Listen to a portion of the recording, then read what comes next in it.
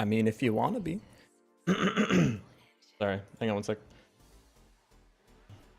If you want to be in, you can be in.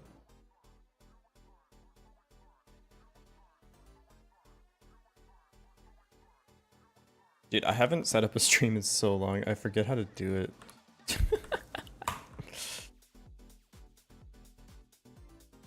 This has been too long. Banger song spotted. Do you like the song, or are you just a fan of Star Junk 95? Or do you know this one specifically? It's no shot. Hello. Voice jump scare? I can't listen. You know what you signed up for. You click the button.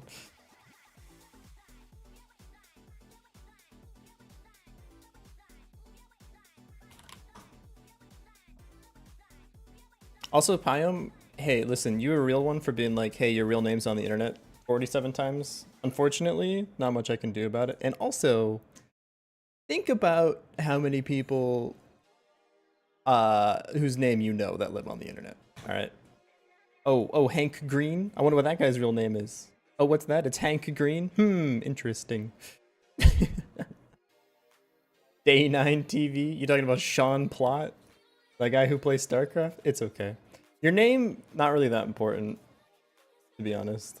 It's okay. People can know my real name. I'm not worried about it. Alright, is Artemis 2 is coming back home? My real name is John Green. Depends on how private you want to be. That's true. I feel like people think since I VTube that like I don't want my face or anything to be revealed. I don't really care. I just do it because I'm lazy. Oh, speaking of though, keeping up with Artemis 2? Not really. It's cool that we're going back to the moon, but then they got on the phone with the president, and I thought, nah. Maybe I've just changed too much. I used to like spaceflight more than politics, but then something changed. I don't know what happened. Nah, but good for them. That's cool. I always wanted to go to the moon and stuff. When I was a kid, I loved space stuff. Now I'm still a big fan, don't get me wrong. But I just wasn't keeping up with the mission. I got too much other stuff going on, unfortunately. I am moving to Sapporo, except the people that have my apartment application haven't confirmed it yet. And so at some point, within the next 3 weeks, I will either move there or become homeless because I've already canceled my lease. So, well, we're gonna, listen. Gonna be a little dicey. I'm not stressing about it. Are you stressing about it? You got nothing to stress about. Let me drink this coffee. That'll make me feel better. Hey, I have a surprise for everybody. I look different now. You might be thinking like, oh, new model? No. I just look like this now. Look at me. Aha! I'm PNG mode now. Look at that. It's the Rosati art. Yeah. And I don't mean to sound like I'm the greatest like image editor of all time, but I also recolored the second one to be a little dark now. Isn't that neat? And I removed the audio delay, which had to be on there for VTube Studio, which was always really annoying. Not like Sapporo's cold or anything. Yeah, no, it's famously just always temperate there. Yeah, I look like this now. Isn't that neat? All right, my friends, it's time to game jam. Taking inspiration from Cobalt? No, Cobalt, if I took inspiration from Cobalt, it would look 1,000 times better because Cobalt looks a million times better than mine. Jam. Y'all, you know how every time there's a theme, I go, this theme sucks? They may have come up with the best theme of all time. It's brewing, bro.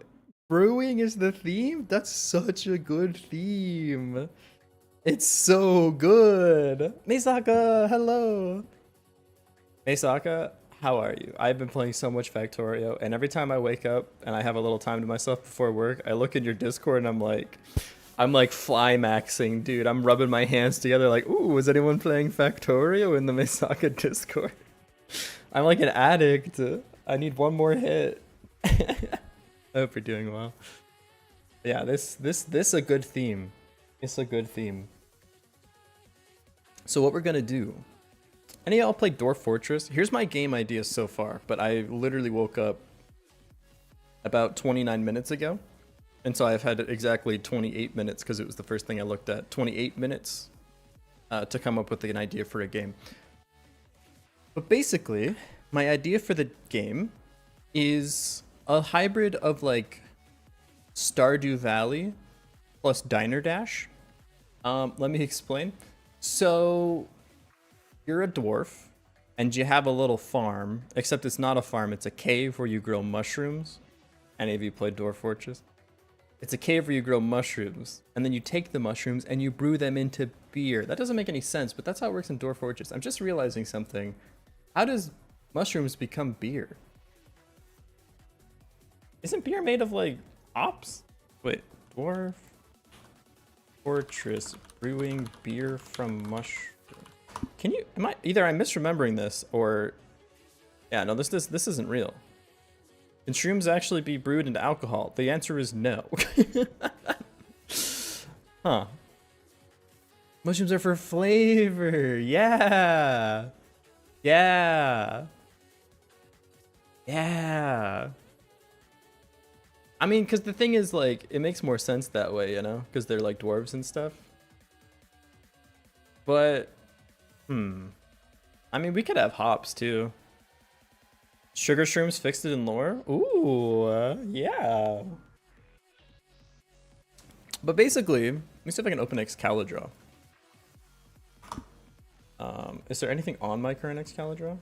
No? Okay, good. Wow! No? Okay, good. So I was doing interviews in Excalibur, and I want to make sure I'm not, like, showing you some random person's thing. Your brain went to potion brewing. I was thinking potion brewing too, but there's already so many games that are like potion brewing that I kind of wanted to do something a little bit different. And also this is like the first thing that came to my head. But basically, you're a dwarf. This is you. And what you're going to do is you're going to walk over to your farm / cave, I don't know yet. And you'll be able to like till squares. And they're going to grow hella fast, like atomic crops level fast. You're going to plant stuff, you can put stuff down, you're going to water it, and you're going to go back. And then you're going to go back to your, like, tavern, or your, like, workshop, I guess. And you will go over, and there will be casks, and you can put the shrooms in the cask, Stardew Valley style, to start brewing, and then this takes some amount of time. And then, once it's brewed, you can pick up the beer. It's a Game Jam game, so it'll just magically already be poured into a cup. Don't worry about that part. Oops, let me not decapitate you. You take your brewed beer, which will look like this, and you'll take this over to your bar where you can serve it to people. And there'll be people, other dwarves presumably, maybe elves, I don't know, I'm not into all that. They'll be here and they'll request like certain stuff. So they'll be like, "Can I get a purple brew?" And you'll be like, "Yeah, you got it, chief. Let me go over here. Let me be brewing this stuff up, and then I'll bring you a purple brew." But then, oh no, I gotta run back to my crops and take care of my crops. Aha, okay, let me pick that up. Okay, let me put that into my brewing stuff, and then okay, now I can give you your purple brew. What are we thinking? How are we feeling? This looks really fun to code. You let me worry about that part, all right? That's my responsibility, not yours. Something like this. Make elf waifu drunk, got it? How do I say this politely? I think elves are just not my type, man. I mean, okay, like mystical, you get to like live in a tree. I'm in for that, minus if there's a spider problem. I need to just get that out on the table now. But they're like tall, that's a plus. We all love a good like elf mommy around here, but they're like fair skinned and like really slender and like all this. They're just too uppity for me, I think, you know? That's too, I don't know. I just might be like a human person. Unless we're talking about like Monster Girl, but that's a whole other conversation. Right? We don't need to get into that right now. We're forced to watch you code, okay, and if the code is fun, then it's good. That's the most confusing part about watching people in software and game development, is like coding is boring. Can we get into it later? Maybe once the game is done. I've got opinions, okay? What's the thing where it's like ace people are the biggest like monster fuckers on the planet or something? That might be true. We might have a strong data point in that regard. But yeah, this is the game. And then I think you get money for doing this, and you can buy more plots of land, and then you can go here and brew more stuff. And yeah, crazy plugins that make code writing visually appealing. Yeah, people like Q have like crazy shit going on. Is that how you say their name, by the way? I'm pretty sure it is. I'm not 100% sure, but coding is boring to watch. Put up Subway Surfers. I mean, we do occasionally, to be fair. Yeah, what's up, Odama? Welcome in. Oh yeah, just a game. Just a game. So I think... I don't know, that like in order of what I want to do, I want to have... Well, I don't want to decapitate you, as I previously explained. I want to have walk over, pick up a plant, put it into a pot, and then have it brew, and then pick up the thing and put it over on the counter. I'm not going to worry about the people and the orders yet. I just want to have this be the gameplay loop. So you literally, there'll be infinite plants. You just walk it over to your cask, put it in the cask, and then once the cask is done brewing, you can pick up the beer and put it on the counter. And then you just instantly get money. And I think then there'll be like a dwarf computer or something where maybe you can order more stuff. Now, there's a couple of wildcards this time around. And normally I say, fuck you wildcards, because like whatever. But I think it would be sick if we could do at least 2 of these. Because like fuel could be used for the brewing casks. You could have to maybe get wood sometimes to refuel the brewing casks. And berry so much, have fruit in your game. We're literally brewing beer. Literally brewing beer. There you go. Gotta go on a date? Oh, have fun on your date. I know who your date is with, so tell them I say hello. I'll talk to you later, Shogun. Pixel game? I mean, we're gonna be doing pixel art anyways. That's not really up to me. It's more about what the artists want to do. I'm at the point now where I kind of... Expectation is obviously the wrong word, but my thought process is if there's people that want to help with the art, I'm gonna let them take the first swing at it. I've just realized that until I have more time to practice, I'm not really if I can help it, I would rather not be the art guy. And I feel like a lot of times people want to like do the thing. One of my siblings was recently trying to get me to do a game jam. I have mixed feelings. It's my favorite thing to do, but it's not for everybody. It's stressful as fuck, to be honest, even though it's like a funny little thing. Like, it seems like it shouldn't be, because you're like, I'm just making games, but like the timer starts ticking down and it's stressful. But Misaka, if you did ever want to do a game jam, and you want to like ease into it and just like dip your toes in the water or whatever, let me know. We could do a game jam together. I'd be more than happy to assist. But also, if you want to do it on your own, that's fine too. I would say try it once. And if you don't like it, then never do it again. Again, it's not for everybody, but I think it's a good way to like get into prototyping, which is a really good thing. Like, I've learned more doing game jams than I have doing any of the other games we've made. So I don't know. Angie avatar fit very well with the explaining stuff on the whiteboard. It's kind of nice actually. Plus, I don't like. There's no like lighting that's required because I'm not doing face tracking anymore. Obviously, because it's just off and on or whatever. So it's kind of nice. And we have like other expressions too that I could use. I haven't put them into the software yet, but I could like hit a hotkey to be like dizzy or something. Upgrades to add more slots to make more combinations. I was thinking about combinations. I for the base game, I don't know if I'll be able to do it, but I was thinking like you have 3 primary color mushrooms. You have like, what is it? Red, blue, yellow mushrooms. And you can make like purple by doing red and blue. Something like that would be cool. I don't know if we have time for that. I'll try, but I don't know if we'll have enough space. Vitesse is the best code color theme. That's the only thing you did to make code look nice. I was a Monokai person until they started charging for it. And like, okay, we're charging money. For colors? We're charging money for colors. You don't own the colors. What the fuck are you charging me for? Monokai? Fuck you. What? That's a stream mogging the entirety of Twitch with 220k viewers? Yeesh. That's crazy. Trust me, it's lovely. I'll take a peep.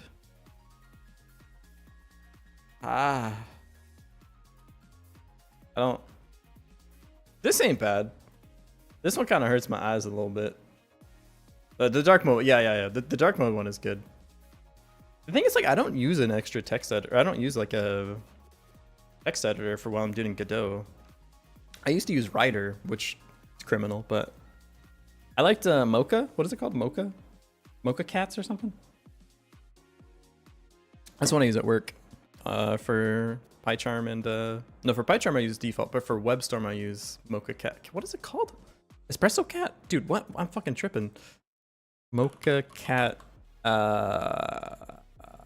code theme color. What is this thing called? I wasn't even close, y'all. It's cappuccino. No, this is okay. It's the mocha. All right, so they fucking changed the name on me, so I was actually right.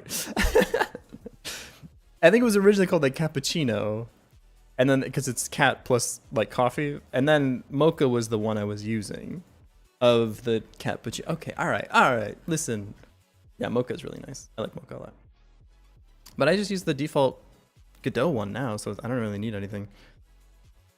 All right, shall we start making a video game? Like I said, minimum gameplay loop for this. Does Godot even have themes? I don't want to say no because it probably does, but projects, new folder.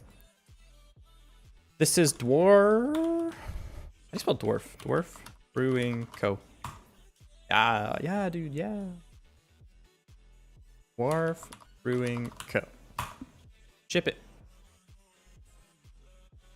Did I set it up right? It's incompatibility. Oh, thank God. Okay. Panic.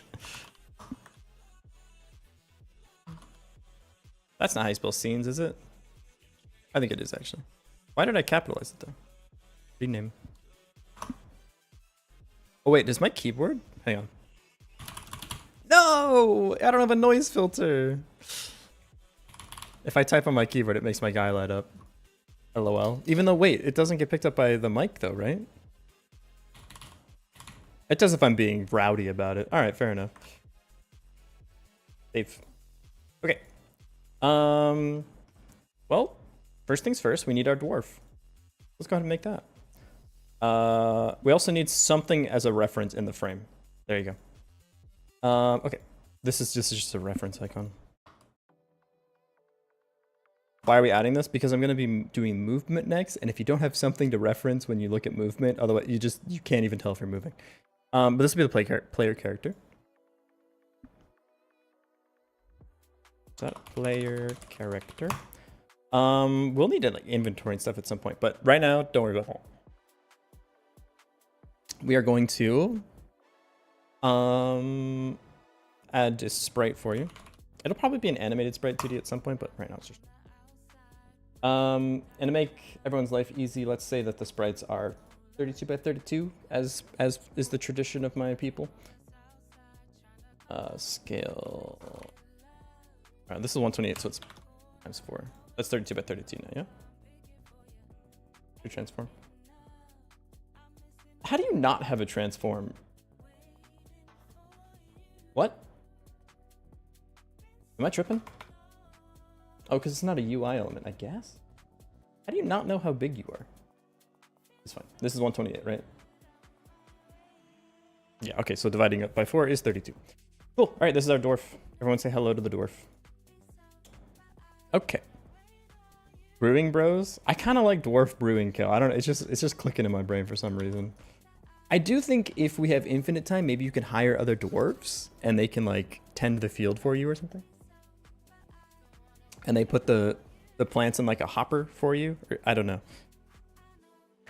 Let's not get too far ahead of ourselves. Okay. We have a dwarf. Next, we need a plant. So, reading a zero knowledge proof is like smelling mouthwatering top tier tasty food from the kitchen but not being allowed to enter. Just so true for that. Yeah. This is a node 2D. This is a plant. I guess a mushroom. Well, we're gonna have fruit too, so. Oh, maybe you can brew with different fruits. Maybe you need like 2 things to brew. Keep it simple. Keep it simple for now. Keep it simple. Can I get why they do it, but at the same time I hate it so much? I hate the proofs, Pyom. I hate the proofs that are like, this is now trivial based on blah blah blah's recent findings in the corollary of the finding of the proof of the other proof that proves the corollary to the fucking entendre of the 37th like rule out of the axiom set of this guy's proof. Bitch, I don't follow every mathematics publication, okay? You gotta explain that shit to me like I'm 5. All right, you can't just say some other dude proved a corollary which proves this trivially.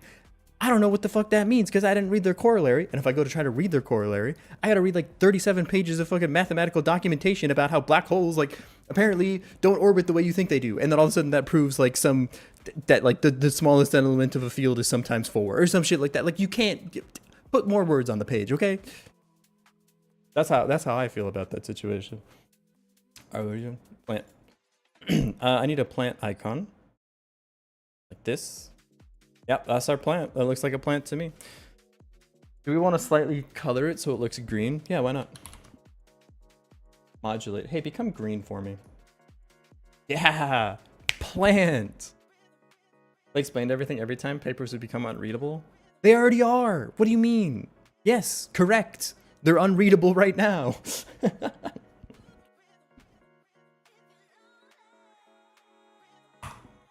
Plants. Oh, I didn't anchor this correctly. Reset your transform, please. Anchor. Same with you, anchor. And then I want to take this node and put that over here. Yeah, but they'd be 4 times longer. There's a middle ground, obviously. You don't have to explain what addition means. I'm just saying, use your words. Okay, we need a cask. Damn, man, my voice is kind of groggy in the morning, huh? Cask. What the hell? Cask. We need a sprite. Okay, we're gonna anchor. We're gonna use the same icon that we use for everything else. Transform 0.25. I'm gonna self-modulate this so it looks a little bit better for us for now. I'm gonna turn it brown. How do you make brown? Anyone know how to make the color brown? Like this? Yeah, something like that. You know what? That's good enough for me. This is the cask. Okay, cool.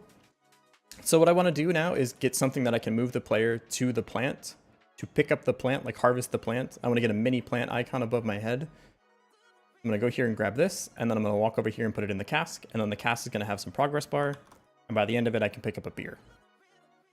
I think that works. We don't actually need this as our reference anymore, which is kind of nice. Okay, we need player movement now. We need a script here. This would be player dwarf. Oh, player character is fine. Attach scripts. Not here. I need a folder. Scripts. Okay, attach script. This will be player character. Yerp. Last name. Player character extends node 2D.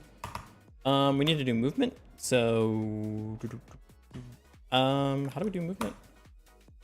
I want to do controller movement too. This seems like a good controller game. I have a controller near me, actually. Plugged in. The funny story though, I'm plugged in. I have to take you all on a journey. As many of you may know, I live in Japan. And if you live in America and then you live in Japan, you might notice that some things are different. One example of some things that are different is that in America, most outlets are 3-prong outlets. Now, 3-prong outlets are 3 prongs because the first 2 are for the electricity and the third one is for the ground. What does the ground mean? I'm not 100% sure because electricity confuses me, but that's not important. The important thing is that in Japan, there's no grounding pin. Now, recently, my headphones have been a little bit broken. And what they've been doing is they've been, every 5 minutes or so, they go like this. And I don't know why. But it was only the left one, interestingly enough. And so I was like, okay, let me replace like the headphone cord because I have IEMs. So you can just replace the cord. Replace the cord. Guess what's still in my ear? Okay, not great, not great. So I get like a cord extender with some shielding on it. I try to use the cord extender with shielding on it. I still get the E noise. But then while I'm messing with the shielding cable, I accidentally touched the metal part and the ringing went away. And that's when I realized I might not be able to use the ground to ground my things, but I can use me. So what I've done is I took a second audio cord I plugged it into the front of my PC, and then I put it into my shirt. Now I am the ground. And I'll tell you what, no ringing. I don't 100% know why this works. I might accidentally be building static electricity the whole time. I don't know if that's what's happening. All I know is that if I'm touching metal anywhere on my PC, I am grounding my PC, and there's no ringing anymore. Isn't that crazy? It's so the electricity has a place to go in case of short circuits, so it doesn't immediately fry the main contraption. Now this concerned me because last night there was lightning in my area, and I had to unplug myself because I didn't know if that meant that if my building got struck with electricity, I would be technically a part of the building that gets struck with electricity. That would seems bad to me. Now I'm assuming it gets limited by the tiny cord that I'm using to plug me into my computer. So it probably, I mean, I can't imagine an aux cord can really carry that much electricity without like exploding and melting and turning into corium or whatever.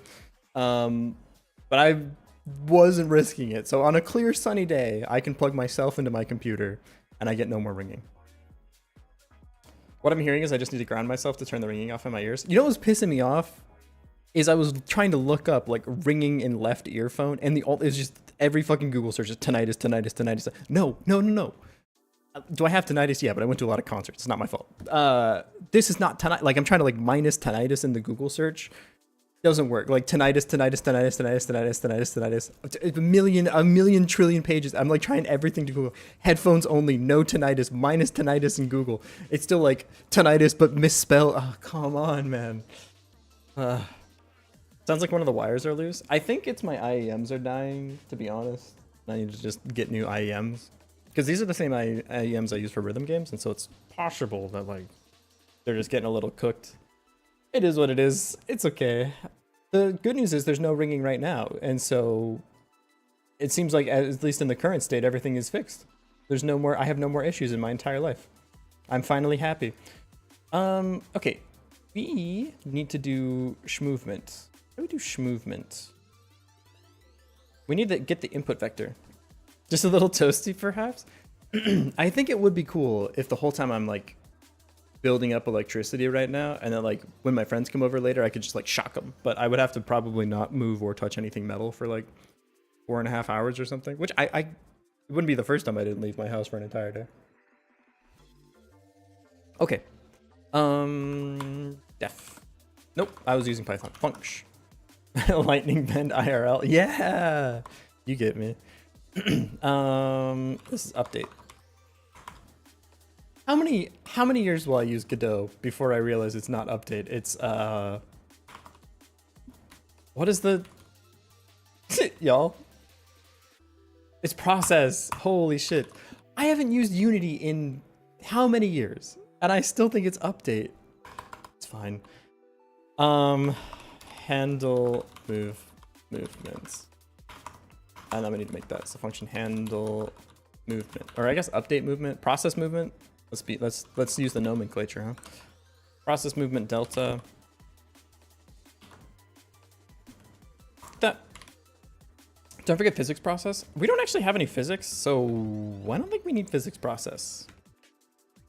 That's been my understanding of how physics process works. But anytime you're using like we're just moving around the screen, so I don't. Yeah, I think we could use just regular process. I don't tend to use much physics in my game, to be honest. Okay, so we're going to input.get. What's the get vector? Yeah, it's get vector, right? Yeah. We need to make all of these, and they don't exist yet. -x is going to be UI down, right? Godot minus x is to the left. -y, no, positive x is UI right. -y is up, so UI up. And then positive y is UI down. Okay, so like this. Input get vector. Okay, so we're gonna say var movement vector equals this. And just to make our lives a little bit easier, let's just do it like this because it looks a little bit cleaner. Yeah. Okay, movement vector, and we're gonna say that this is a vector too. Not vector 2i, right? I actually don't know if that... What do you return? Oh, it's vector 2. Okay. What is dead zone for? Automatically calculated from the average of the action dead zones. Oh, interesting. I didn't know that. Gonna go to sleep now. It's pretty late. Have a good stream. Thank you. I'll be back. Hopefully. So, Pyom, I have a quick question before you go. Normally, I would be... this week, I want to stream from 6:30 a.m. to 9:30 a.m. I just woke up late today, which would be 3 hours ago. Is 3 hours ago from now a time in which you could watch a stream? I'm curious because you're representative of also what Viridian can watch.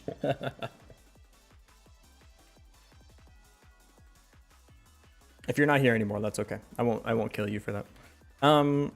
We need like some sort of movement speed, and then we need to actually like move the character. For now, I'm just going to use... Technically, yes. Practically, I have uni, so yeah. So wait, what? How could you watch me in the evening? Were you in class when you were watching me in the evening? When I would stream in my normal stream time, which was like 6 p.m. Were you in class? Are you watching me in class? Pay attention. Look at me, I'm a professor. I have a stick. You gotta pay attention. Okay, all right, fair enough. We're gonna say position plus equals movement vector times move speed. Now, I'm gonna tune this later, but this should be good enough to get us going. I don't want to elaborate on when I watch your streams, okay? All right, fair enough. Move speed. This will be a float. Why not? I'm going to say it's 10.0. I think that's probably a little bit slow, to be honest with you, but... Oh, we need to multiply by delta. Sorry, we're going to crank this up a little bit because it's multiplied by delta. Okay, this should be good enough for us to move around. Let me go to project settings for the input map, and we can add new action, which is UI up. This might actually already exist. It does. It doesn't have a map though. It has a map on the D-pad. Can I plug my controller in? What form of USB do you use? USB-C. I have a USB cord somewhere in my box of cords. Holy shit! This is a micro USB. Why do I even own one of these? What? I'm just trying to use a cell phone.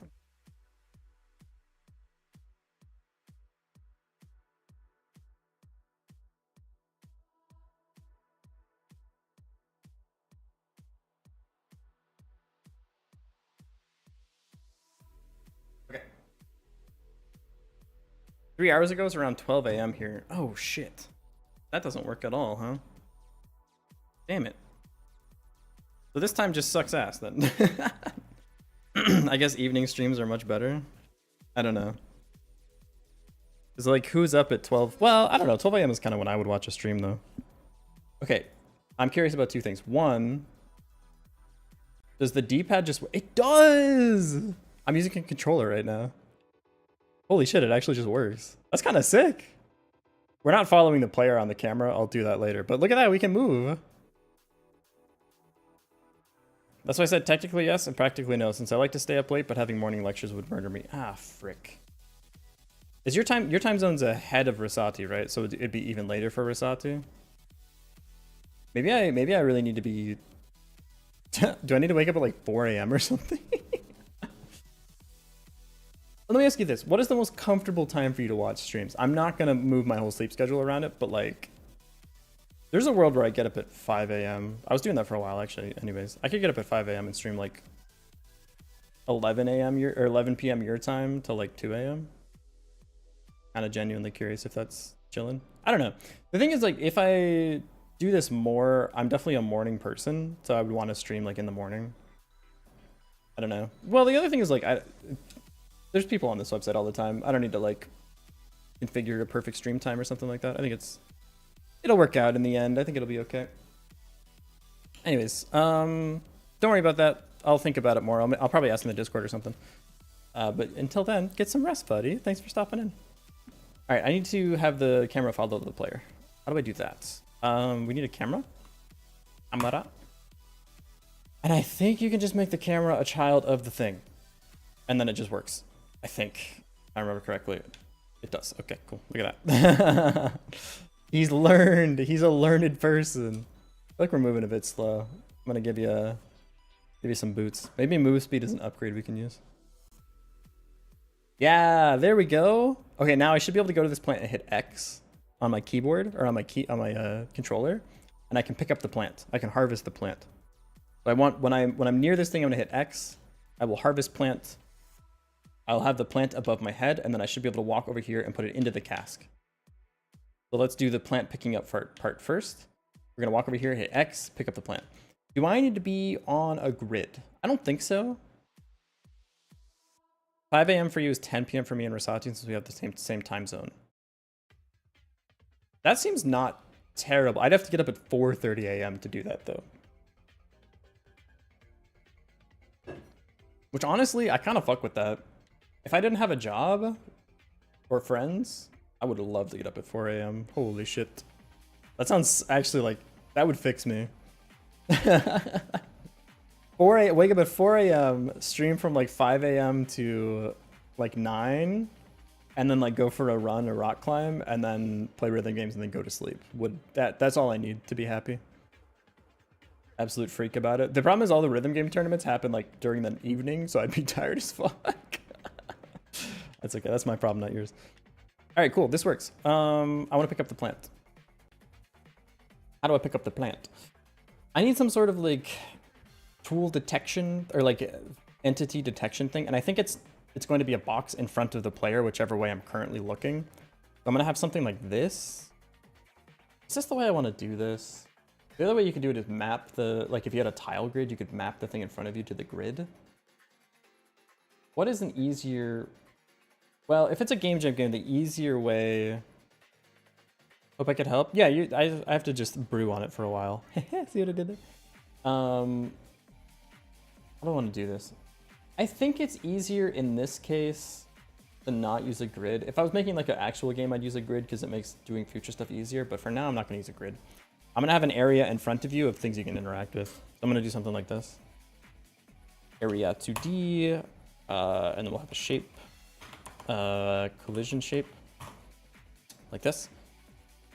Have this be a rectangle, and then we're just going to put this in front of whichever way you're facing. So, not you. This will be about the size of the player. And then we're going to just have it be like here. So if you're moving up, we're going to adjust it to be like this. And if we go to debug, visible collision shapes, we should be able to see it. So this will be like your collision shape. And so if you're moving to the left, it'll turn to the left. If you're moving up, it'll be up. If you're down, you get the idea. So we need to, in the process movement here, we need to output the strongest direction of these three things. How do we get that? The strongest component of the vector? Well, you could just do if movement vector x. What is max? Let me just check the vector2 docs. There's probably something in here about that. Angle to aspects, bounce, seal, clamp, cubic interpolate, direction to, distance squared, dot from angle is equal to finite, normalized, lerp, limit length. What's max f? Returns the component-wise maximum of this and width. Min axis index. Axis of the vector for the lowest value. I need max axis. Max axis index. Axis of the vector's highest value. Yeah, that's exactly what we want. Yeah, dude, yeah! What is this max? Max axis index. I'm just gonna print this because I want to know what this is.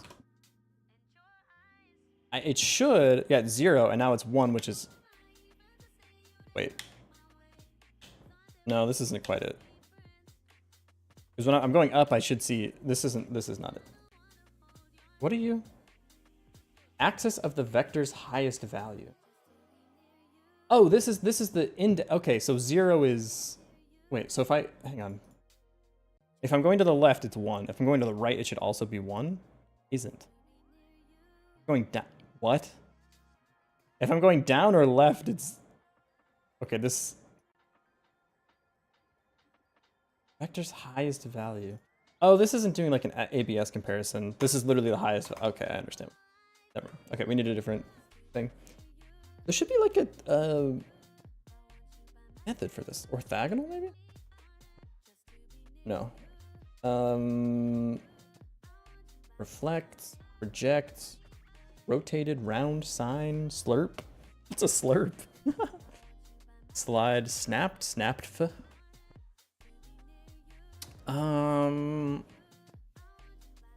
Is normalized, is zero approx, from angle, floor, dot, distance. They're not one with just the highest, like, direction? Highest magnitude? I can't be the first person who's ever had this problem. Let me ask Google. Godot vector to get highest component. What would this even be called? The built-in max for a function for a specialized index property. Max vec x vec y. Well, that max doesn't really help us though. We need ABS. We need like the ABS max. Can you do vector dot ABS? Can you? That would give us the index of which of either if x or y is more positive. But that's not really what I'm looking for. Because then I'd still have to. At that point, I'll just do it myself. It's the exact same amount of function calls. Because we're saying create a rect too. That seems. Okay, we'll just do it ourselves. It's okay. It's not that big of a deal. So if movement vector. This would be ABS, movement vector x, greater than ABS, movement vector y. Then we know it's either up or down, and so we will point in the direction of up or down. So this should print movement vector x. So if the x is greater, it'll print whatever that is. Yeah, that's perfect. And we can even do like angles of it. But as soon as we get to 0.75, it cuts off because the other one is now larger. So this is we're moving in the x direction. Else, print movement vector y. Movement, what the hell?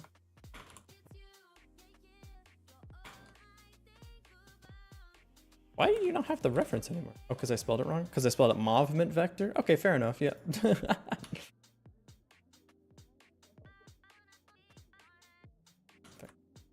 Okay, so now we should have the direction no matter what space we're going in. Perfect. Okay. So the last check we need to do here then is if this is negative or positive. So if movement vector dot x is greater than or equal to 0, well, it should just be greater than 0. Otherwise we don't have a thing. We're going to move our thing like up or down. What if we do this? We're going to say get movement vector. We're going to say movement, so var movement vector vector2 equals get movement vector. We're going to pass this in here so we don't have to do it here. Make get function get movement vector. I'm going to return this.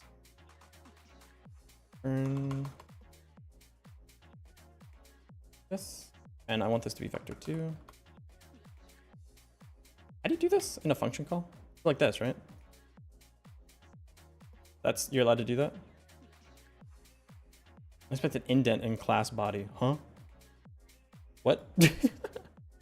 My syntax, so I messed something up here. How do you do this? Is it like this?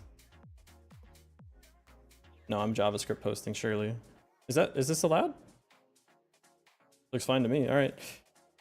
Get movement vector returns a vector2. This will then take in the movement vector, and it'll just process this bit.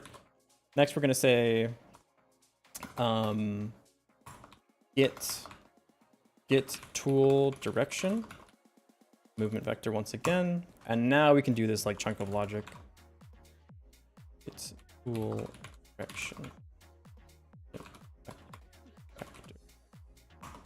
We're gonna say same stuff that we were doing. If movement vector this, and this will return a vector to I is what I want here. Yeah. What is it? This returns void. I think it's actually none. No, it's void, right? Yeah, we're good. We're good. Am I allowed to do that? Can I do this too? Polymorphism? No. Okay, good. We're good.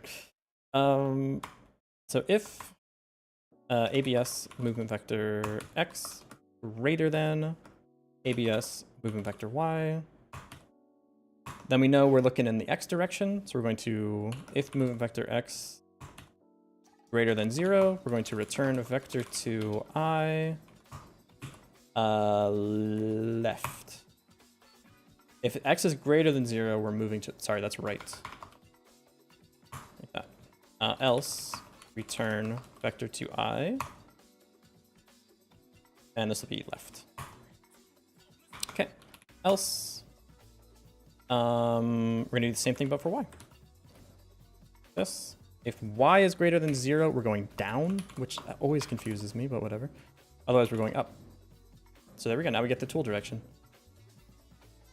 Cool. This needs the movement vector passed in. Yeah. What are you mad about?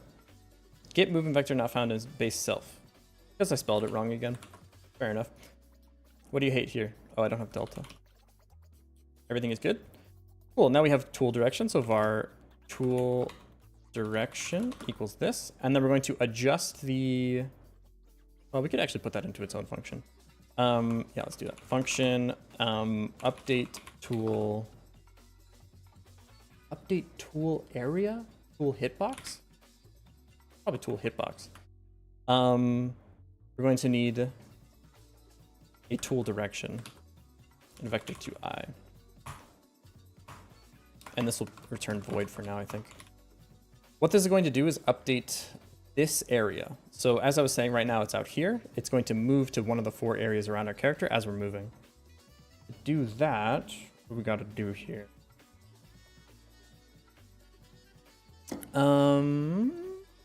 We need to point.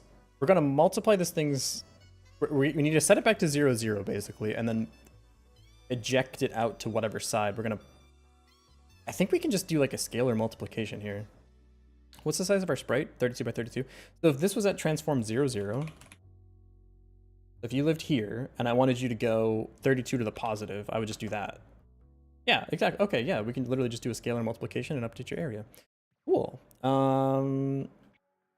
We need something like this. Export var character size, and this is 32 pixels.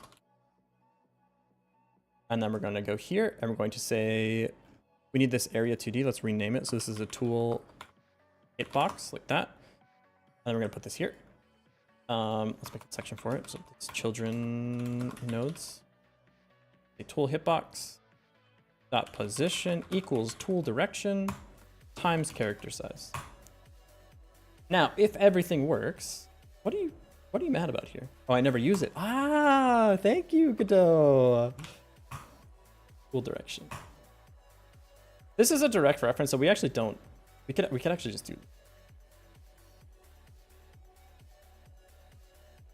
update tool hitbox, get tool direction, movement vector. And now, if we're in game, look at that. Yeah, dude. One thing, we need to only update this when movement vector is because right now it's snapping back up to the top, which is bad. We need to only change the hitbox when we're moving. So only if we have movement detected. So we're gonna do something like this. If movement vector 0, if not is approximately 0, we're gonna update this. Only if it's not about 0. So we can go like this and it'll stay off to the left. Yeah, dude. Now we can pick up our stuff. Look at that. Cool. Okay, now we need to be able to pick up this plant. So we need to actually like hit X or something to actually grab this guy, and then it'll appear above our head, hopefully. We can also hide the tool hitbox at some point too. We can adjust the tool hitbox when we need to as well, in case this doesn't feel good enough, but for now this is probably fine. So you go here, you pick up this thing, you walk over here, you put it into the cask, and then you start a brewing. Hell yeah. Cool. All right, so next we need this, because we need to detect when we're in like the area of the plant. So this needs an area 2D, and that area 2D needs a collision shape. And I need to go get more water. So I'm gonna take like a 5-minute break. I'm gonna let my brain cool off for just a moment. I'm gonna get some water. I will be back in a moment. I'm gonna grab a snack. If you are here, I recommend you do the same. I don't know, live your life. All right, be right back. All right, ads on the Twitch side too. I'll put on some keys for you though. Subway Surfers.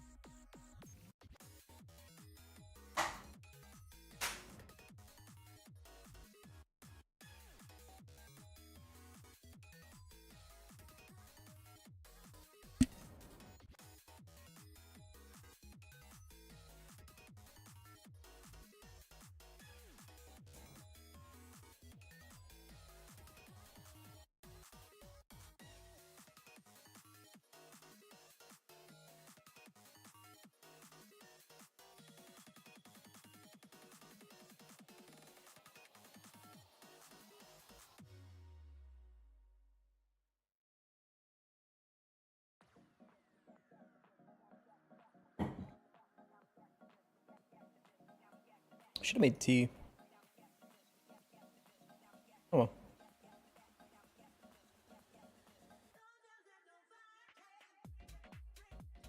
It's a good song.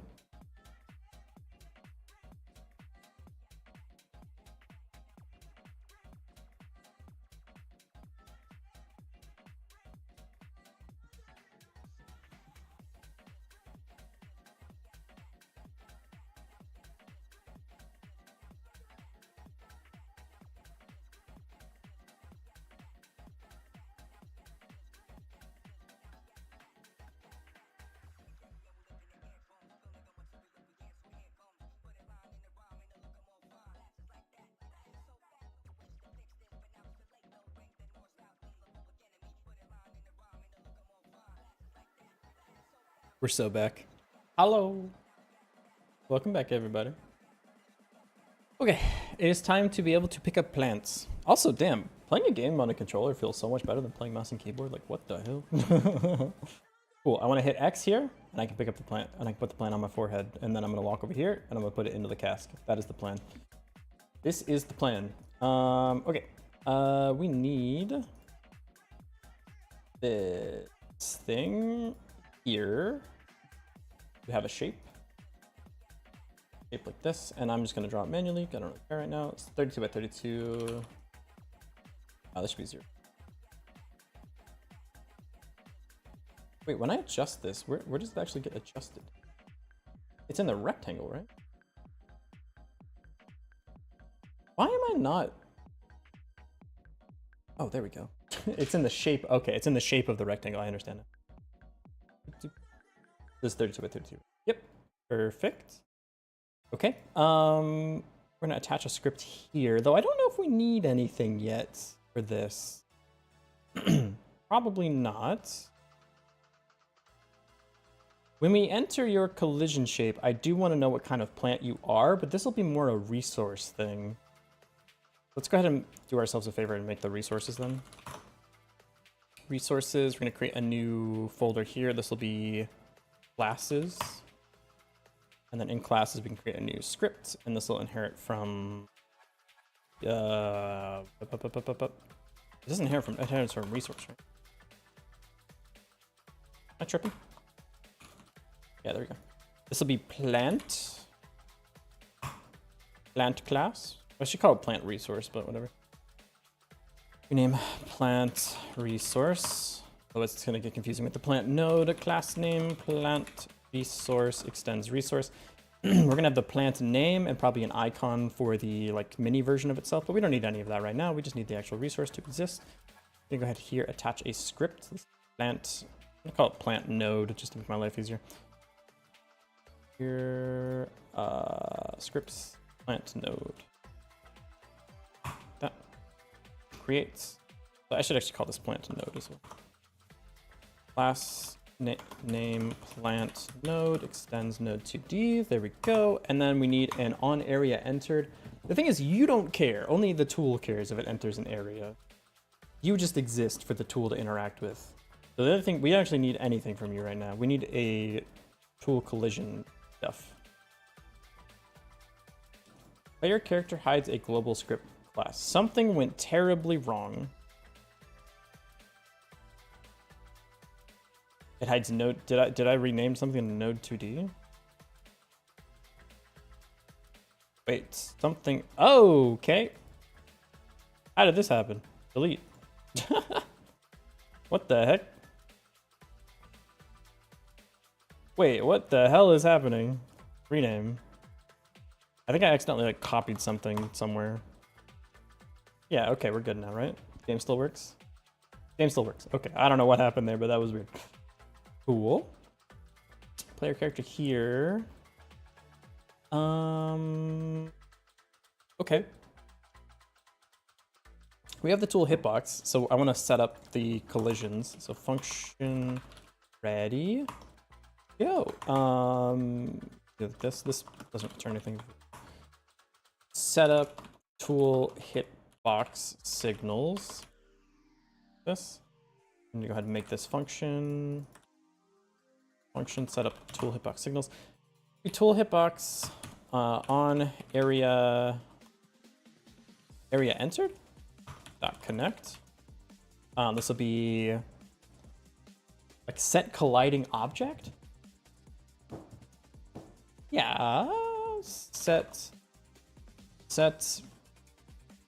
entity, set interactable, set. Do we want to do it this way? Part of me thinks it should only ever appear when you try to use a button. No, because there's going to be things like press X to harvest the plant should pop up above like your character when you can interact. So set interactable. Interactable. Probably the way we want to do that. Toolbox, tool hitbox at area exited dot connect. Unset interactable. Set interactable, unset interactable. Remove interactable. Set unset makes it's perfectly tenable. Function set interactable. So this needs an area 2D. Interactable area is an area 2D. This returns void because we're just setting something. We need the actual interactable. So this is properties. This will be state. So var interactable. I think it's technically just a node 2D for now, but we should update this at some point so it can be like, it should be interactable like this. Yeah, it should be like this. This doesn't exist yet, which is weird that it's not flagging it as but that's okay. So var, we're gonna say interactable equals interactable area dot get parent. This is always just live underneath. And then we need unset interactable function, unset interactable, interactable area 2D. Part of me thinks too that there might be nesting going on with the areas, so maybe this isn't the way of doing it, but I think if you leave an area, it should just be interactable equals none.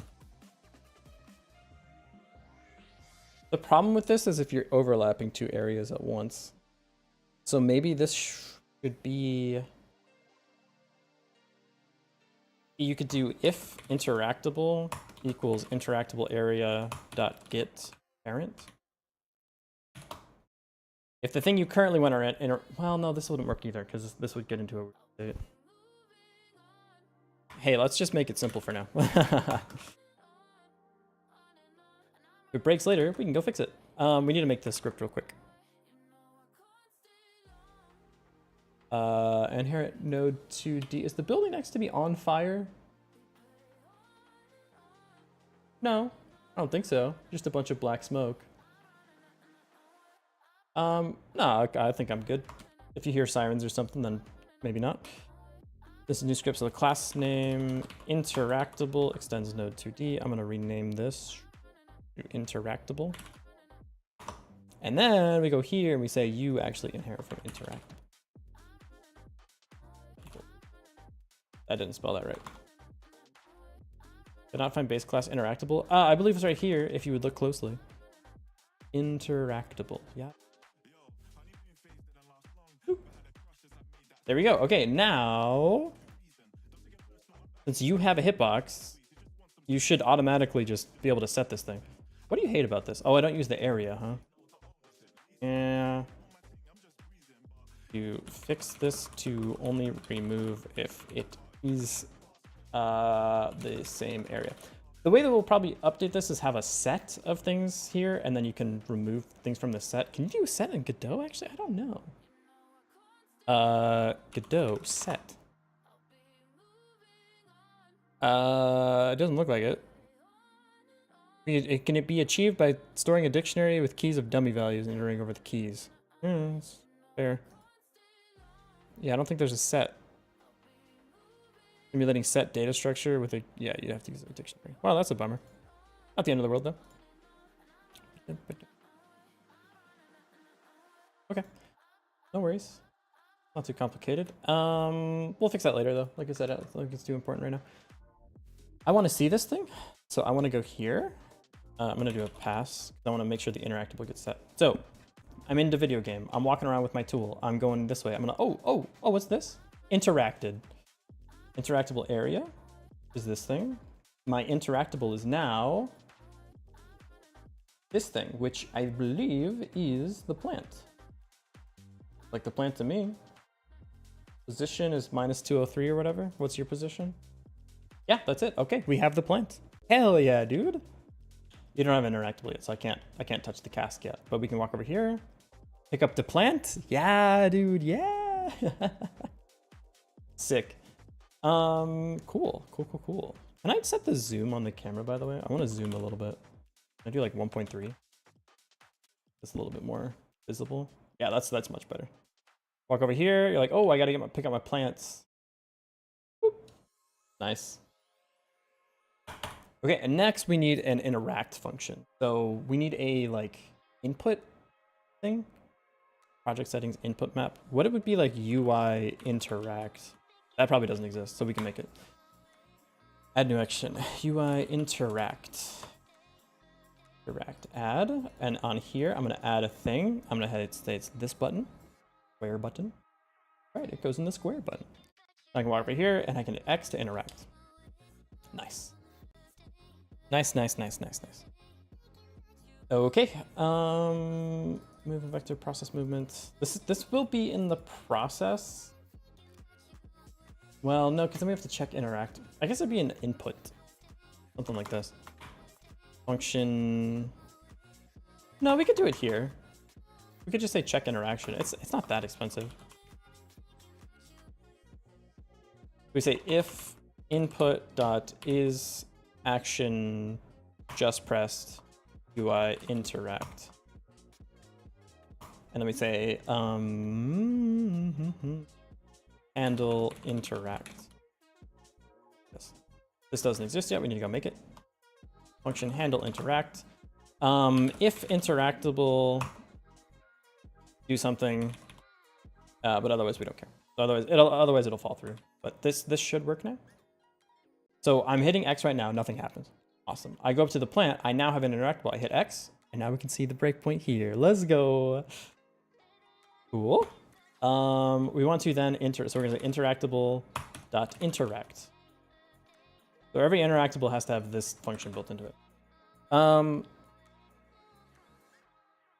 Now this is the weird thing, is because it's gonna modify what's happening with us. So we need some functions for, like, if you're a plant, you're gonna say add plant to inventory or something. I don't know. We probably do need an inventory of some sorts. Right now, I'm going to say the inventory is size 1, and it's just a plant you can put on your head. That's good enough for me. Okay, so to do that, we need to go to the plant node. We need to make function... Well, first we can go here and say that this is a void, or this is an abstract function, so function interact.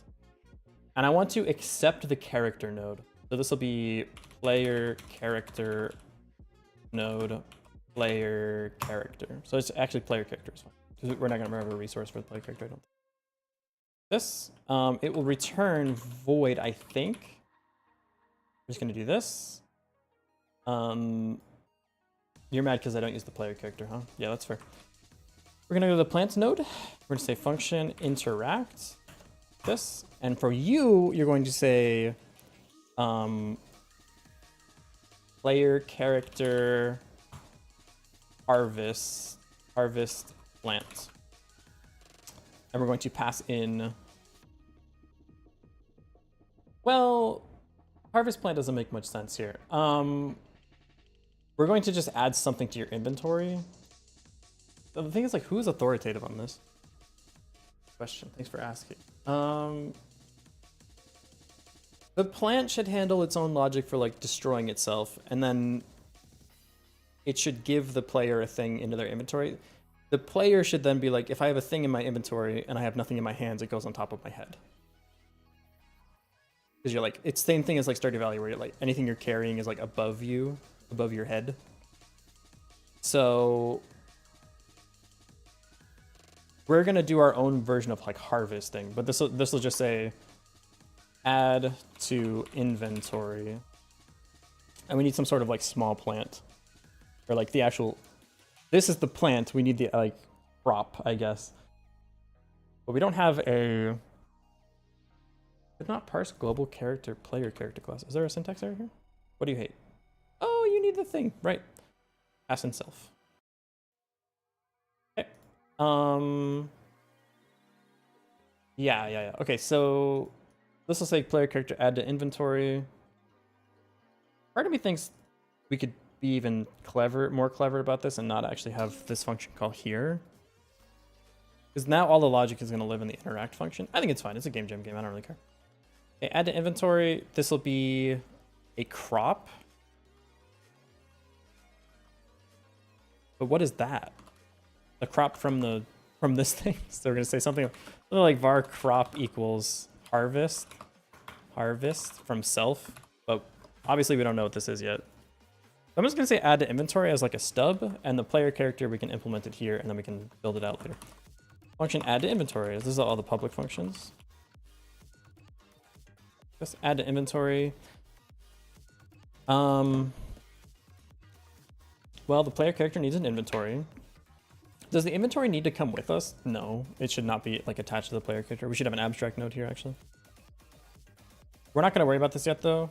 Inventory. What we're going to do immediately is we need a sprite, like a container for something above the player character's head. So we're going to add a thing here. This will be a sprite 2D, and this will be carried item. And this will appear above the player. Where's my player? Above the player here. What is this sprite 2D? This is the player character? Yeah. This is the game camera 2D is a fine name for that. Okay, tool hitbox, carried item. So this is going to go here. Its position will be right above the player's head. So we need a sprite for this. I'm going to say you're the sprite. And the carried item should be smaller than me, so I'm going to say it's 16 by 16. Sure, why not? If it's 16 by 16, that means we divide this by 128 image by 8. Divide by 8.0. Perfect. And I want this above my head. So for now, I'm going to set the transform to be y minus 32. That's too high. Minus 16. That. Perfect. Okay. Now we have this be hidden. And whenever we pick up an item, we're going to update our carried item with that item sprite. So whatever item we're currently holding above our head is the item, like from our inventory, we'll probably have like a hotbar. That'll be the item that appears above our head, unless it's a tool. Tools will probably have a separate sprite. Tools will not be carried items. They'll be like, well, do we even have tools? No, we don't even have that yet, so I'm not going to worry about it. The point is, when I add to inventory, I want to make this carried item visible, but this isn't really the place where this logic should live. It's okay for now. So carried item like this. For now, I'm just gonna say carried item not visible equals true. So we haven't actually added anything to the inventory realistically, but if I go over here, I can pick it up. Nope. Oh, it's just a breakpoint. Maybe it's still working. It is! Look at that. I have a thing above my head now. And I should be able to go put that thing into the cask. And then the cask will start brewing. And then, if that all works, we sort of have a gameplay loop. Not the most advanced gameplay loop of all time, but it is in fact a gameplay loop. Okay, so how do we do that bit? We need to... let's see.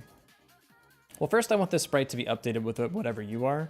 But we'll do that after we get the cask working. I don't want to make things too complicated for myself later. Well, okay, let's just get the cask working and then we'll worry about it later. Okay, so next we need the cask to be interactable. So we're going to do this. We're going to go here and say add child node. We need a interactable area again. Can I copy the plant node one? No, I can't. Okay, we need area 2D. It's 3:16 a.m. Good night, everyone. Good luck with the game. Thank you so much. Thanks for being here. Sorry I'm streaming at a weird time, but I appreciate you still stopping by. Take it easy. Hope to see you around again. Religion shape. Yeah, like this. Okay, we have this now. This collision shape is going to be a rectangle. That's right, it goes in the square hole. Go here, like this. Perfect. Now, all I need to do here is attach a script. This is the... Don't put it in the scenes, bro. You're not a scene. You're a script. I don't know if anyone ever told you. This will be cask node. So I'm going to change this real quick. Cask node. Attach script. Cask node like this. That's right. It goes in the Godot hole. Last name. Cask node extends node 2D. No. Interactable. Function. Interact. What did I call it? What are you? Yeah, it's interact. Function interact. Yeah, dude. So first we say player character dot has carried item. So if this. If has carried item, I'm not even gonna check what the item is right now. I'm just gonna say brew, brother. Yeah, perfect. That's all I needed from you. Function brew. Yes. So next we need this has carried item. This is just like literally a state. So add to inventory. This is not the right spot for this. We're going to say function update carried item. We're going to say has carried item equals true. And we're going to say carried item dot visible equals true. Yerp. And now I don't need this here. I can say update carried item. This will happen when we add to inventory anyways. And so we can put the logic all in here. Bar has carried item. This is false at the start of the game. This is false at the start of the game. That's not how that works. That's a Boolean. Equals false. Okay, now we don't have a carried item, so we haven't... Didn't like that, huh? Did not resolve class member interact. Did not resolve class member interact. What? What do you mean by that? Something went terribly wrong. The game is running. I'm not pressing any buttons. I can move, right? I can move. Okay, legit no idea why it crashed. I can go over here. I can pick this up. Now I have a thing on my head. I'm going to go over here, and that will start the brewing process. I didn't put a breakpoint on this. Does this start brewing? Look over here. I pick up the plants. I go over here. Brew. It does! Yeah, dude. Sick. Okay. How do we brew? Well, if we have the item, we're going to take it from you. So we're going to say remove from inventory. Carried item. So we're going to say var brewing item equals player character dot remove from carried. Take from carried item, remove carried item, remove carried item. So brewing item equals remove from carried item. We're going to brew the actual item that we're doing. So we're going to say brewing item like this. These don't have a resource yet attached to it, so I'm just going to leave it as is for now. It's probably fine. You turned it into a PNG? It's so true, I did. What's up, Regenki? Welcome to AM Skygray. Hope you've been well. I'm out of coffee, no! As much as I would love to just slam more of it, unfortunately not really the correct option here. We're gonna brew the brewable item. First we need to remove the carried item. Go to player character, public functions, function remove carried item. Maybe consume carried item is a better, yeah, I'm gonna say consume. We're gonna say update carried item false. No, that's not the way that this should check the thing that you're using, because it's not necessarily true that, like, if you have like 10 of something, you're only consuming one of them. For now, I'm going to say update carried item. Right now there's only one. On consume, I'm just gonna say has carried item. Listen. Carried item visible equals. I'm just gonna do it like this for now. Yes, this needs to be updated to like deal with multiples of something, but this is okay for now. So let's run it. I walk over to the plant. I pick up the plant. Hell yeah. I walk over to the cask. I put it into the cask. Explodes. Oh, consume carried item. This doesn't actually return anything either, I'm realizing. So let's not even worry about that yet until we have the item that we're actually brewing. Because it'll be a crop that you need to brew. So I'm going to go here. I'm going to grab this. I'm going to put it over here into my cask. It should go away. And it does. Yeah. Okay. Next, we need to actually brew this thing. So we need a progress bar. Progress bar. This is going to get a little bit tricky because it's going to brew if you have a thing and it's empty. Otherwise, it's not going to brew. You can pick up the beer instead. Okay. So this. What? I dropped my controller. Okay. Let's try this again with controller in hand. Okay. So we're gonna brew that. Each plant will have its own brewing time. For now, export var base brewing time equals 10 seconds. We're testing stuff. Let's make it 3 seconds. Okay, so this is going to have a progress bar. We need a state thing here. Export var brewing is brewing. Starts as false. Properties. Here we go. Brew. So we're gonna say is brewing equals true. We're gonna set the progress bar to 0. So this is the brew progress like that. What does this look like in game, by the way? Looks like nothing. Okay, that's pretty cool. Why does it look? Oh, because it's over here. Why are you? Oh no, it's all gone terribly wrong, my friend. No, it hasn't. Why would your transform be way the fuck over there? Go home, dude. Wait, the position is 0, 0. That doesn't make any sense. What? You're part of this node. What is this node's position? Yeah, so way the fuck over here. Why are you not over there? Is it because you're a UI element? Should be over here. What? What? Huh? Huh? Oh. Heard. Didn't make it a child. Okay, perfect. Now we don't want the percentage because the percentage looks bad, I think. No percentage, no thank you. We're gonna shrink this down substantially. We're gonna line it up over here. Snap you over here. Put this like here. It should probably be above the cask, huh? Like this. Yeah. And for now, I'm just be green. It's fine. You can just be green. That's the font color. Background, yeah, background. I don't care about the background. The fill color, I do care about though. Where do you set all this garbage? You have to do your own, huh? Style box flat. Yeah, you do. So if I set this to like value value 50. Looks like that right now. Hang on. Why does this look so bad?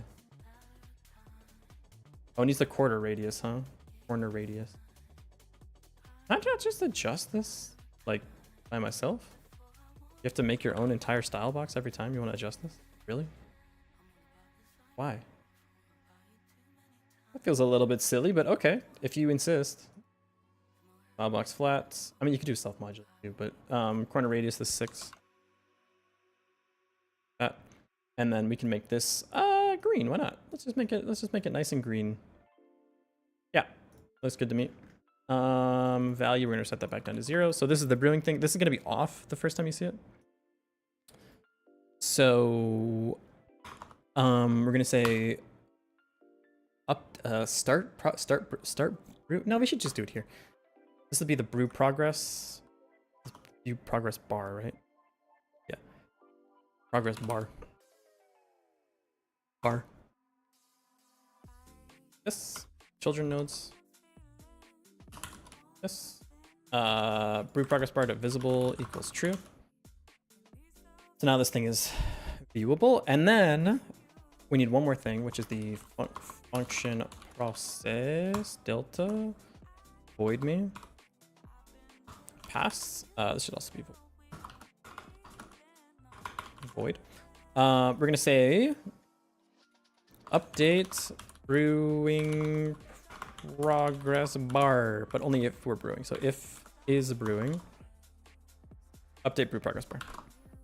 We need to make this thing. I need to zoom in a bit. It's kind of hard to see. Okay. Update brewing progress bar. This will take in delta. Float. Pass that in here. This returns a void, by the way. I think it should. Like this. We need 2 other things here. So this will be export var brewing progress equals is a float equals 0. This should also be a boolean, by the way. Maybe a progress bar. Actually, we can do that out here as well. Make our life a little easier. This should be float 3.0 seconds because it's going to change based on whatever. Some things will be shorter or longer. Is brewing progress, brew progress bar. So brewing progress here, we're going to say brewing progress plus equals delta. If brewing progress greater than or equal to progress bar, no. Brew progress bar dot max value. We're going to say finish brewing. Well, we need to update the progress bar either way. Finish brewing. That'll handle like this is brewing logic. So let me just do that real quick. Function finish brewing pass. Let's actually not worry about this yet. Let's just get the progress bar to update, and then we're gonna say at the bottom here, brew progress bar dot value equals brewing progress. Oh, but it's not just, it's delta divided by the base brewing time, right? Because it's, yeah. It's delta divided by how long it should be taking. Because this, yeah. So this should take 3 seconds now. Okay, so we're in game. We're gonna walk over. We're gonna pick this up. We're gonna go to the cask. We're gonna put it into the cask. And now it's brewing. It's not going up very quick. Oh! I think my values are wrong here. So this max value should be 1. Depth should be 0.1. No, I think it actually makes more sense that this would be 100, and this should be 0.1, and this can just be percentages. And I put you into the thing, and this should take exactly 3 seconds. 1, 2, 3. Nice. Cool. Now, if this is finished brewing, we're going to do this. I'm going to say else. We should update the progress bar first, actually. We're going to say is brewing. Brewing was false.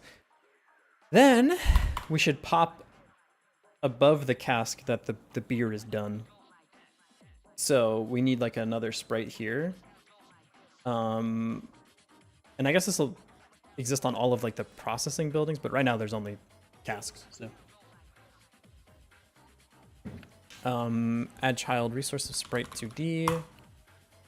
This is the finished item sprite. This we're gonna go to D mode here. The same thing, this will be 16 by 16, which means right now I'm gonna use the icon SVG, but I'm gonna scale it down to divide by 8. That. And then same with the other thing, I'm gonna boost this guy by 16. Transform here, minus 16. So it'll look like that when it's done brewing. We're gonna hide it. When this is done, we're gonna hide the progress bar. So brew progress bar dot visible equals false. And then we're going to say finished item sprite. Oops. Let's get that finished item sprite. Why did I capitalize it? Oh, because no, that's right. That's right. Sprite 2D. And if we want to add some juice to this game, we can have the thing like float above, like up and down a little bit above the cask. I think it would be cool. Visible equals true. And then we need another thing here. Export var. Has finished item is a boolean, false.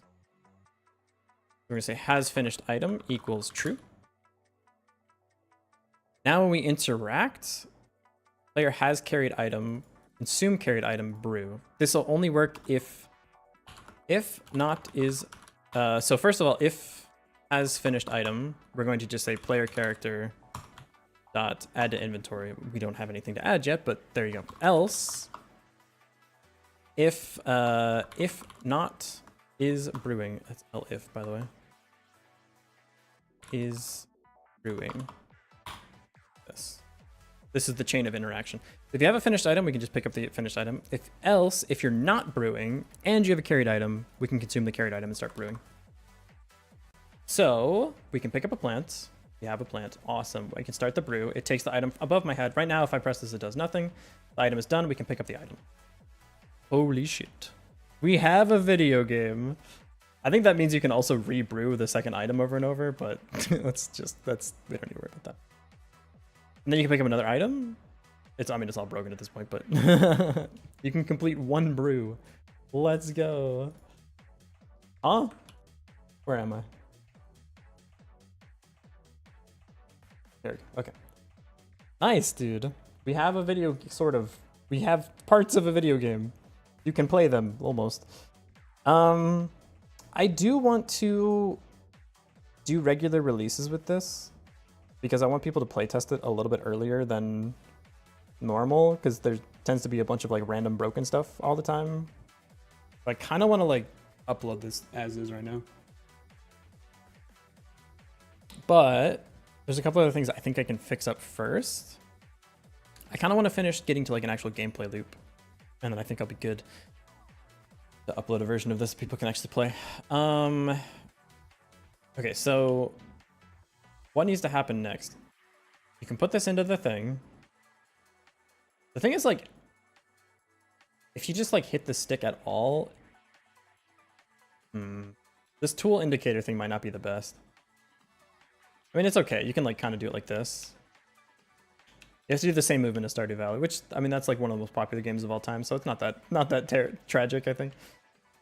It would make more sense to align this to the grid a little bit, now that I think about it, but it wouldn't be too hard. If we have like a tile grid, we could just map it map this toolbox to the nearest tile, which is not really that difficult. I'll think about it. I don't know if we need it right now. Do that. Let me get the item. Now I want to pick this up. When I pick it up, I want the item to disappear on the cask, and it resets its state back to be able to like brew more items. So I think next we need to fix up the actual inventory stuff so you know what you're holding.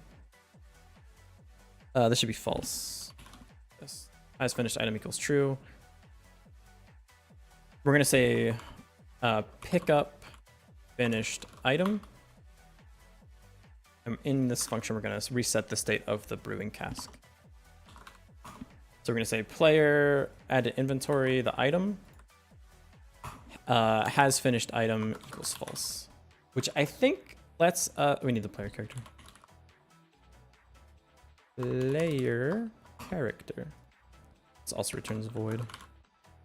And I think that'll let us reset the state cleanly. Now, it does mean that we can rebrew the thing we just brewed, but I think that that's okay. I'm going to put that in here. It's going to brew. If I do this right now, nothing happens. There's a... Ooh, that's not good. Oh, this is true.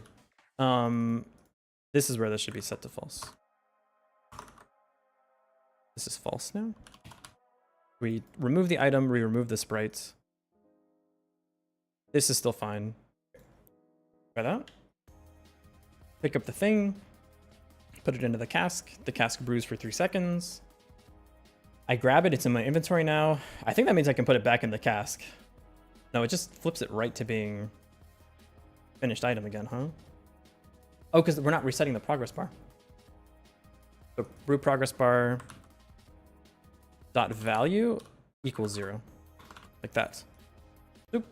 Yo, Jago, what's up, buddy? Okay, one more time. Grab the plant, put the plant in the brew cask. The plant is now in the cask. Okay, we have a brewed beer. This is our beer. Awesome. Doesn't really count what the item is yet. Why does it go back to being so strange? Brew progress bar value equals this.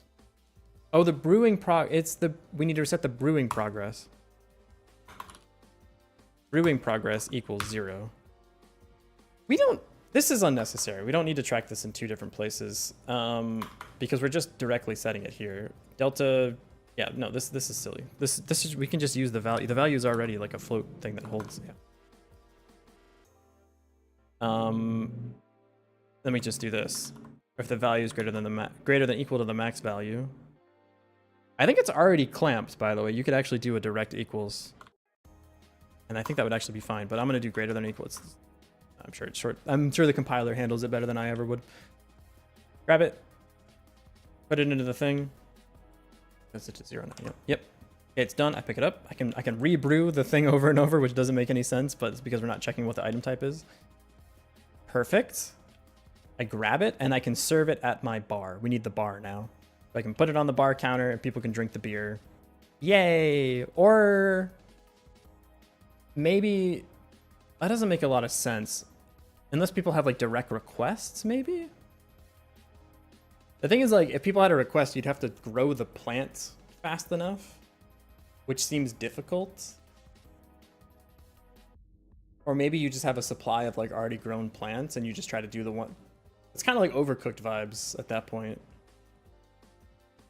Is that what I want to do? People come in with a request for certain beers, or the second way of doing that is like you know what's going to be popular and you can like fill the tap at the bar with the X amount of drinks that are available, and then you can pour from the cask. I like that better. I think the simpler version is it's 1-to-1. I think the cooler version is you're like maintaining the brews on tap at your bar. And then you can like brew different types. I don't know. I think I like that better, but I think realistically it should be people request specific beers and for them. Makes a lot more sense that way. Yeah.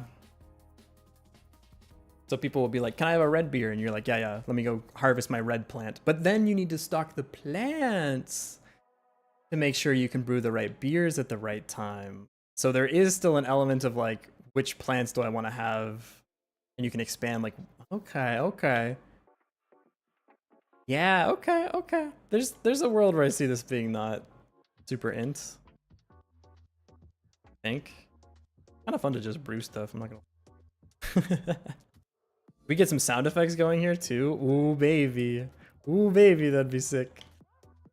Yeah, I think it makes the most sense to have people have like requests at the bar. And then if you have downtime, you can like prepare more plants and stuff. I mean, there's a chance too that like the most simple idiot baby version of this is there's just a counter, you put it on the counter and you just get money, right? But I think it'd be more fun to fulfill orders at the bar, and then you'll have like tables and stuff for people to sit at. But we're not worrying about the management part of this. When is good to visit in Japan? Basically anytime minus like June to September. It's just too fucking hot. Japan, contrary to popular belief, is a rainforest, despite the fact that it's all concrete now. And so it is just a hot, humid, miserable nightmare from June to September. Unless you're in Hokkaido, which is where I'm moving to, then it's not as miserable. But if you're like in Tokyo, just don't go outside. It's so miserable, dude. And the subways are all like hot and humid and musty. Oh, it's so bad, dude. But northern part of Japan, basically good all year round unless you don't like snow. But the other parts are great for fall and spring. Winter is still pretty good. It might get a little bit cold, but it's generally pretty good. All right. Where do I take all of this stuff? Where do I put it when I'm done, huh? I need like a counter, a place to drop this stuff off for now. For now, you can just get $1. We can mess with the order part later. To make the most basic gameplay loop, I want you to have to still like till land and stuff. So we just need to get money. I'd go in the summer, I guess. Could just do Korea or somewhere in Europe. I think Korea has the same problem because they're not geographically too far apart. Although I think Korea is slightly more north than Japan is, so maybe it's not as bad. But yeah, no, just in the summer I would avoid. Although that is when everyone shows up here, so I don't know. Okay, we need a counter. Just somewhere I can put the beer when it's done brewing. And then it'll say, you get $1, or you get a gold coin, I don't know.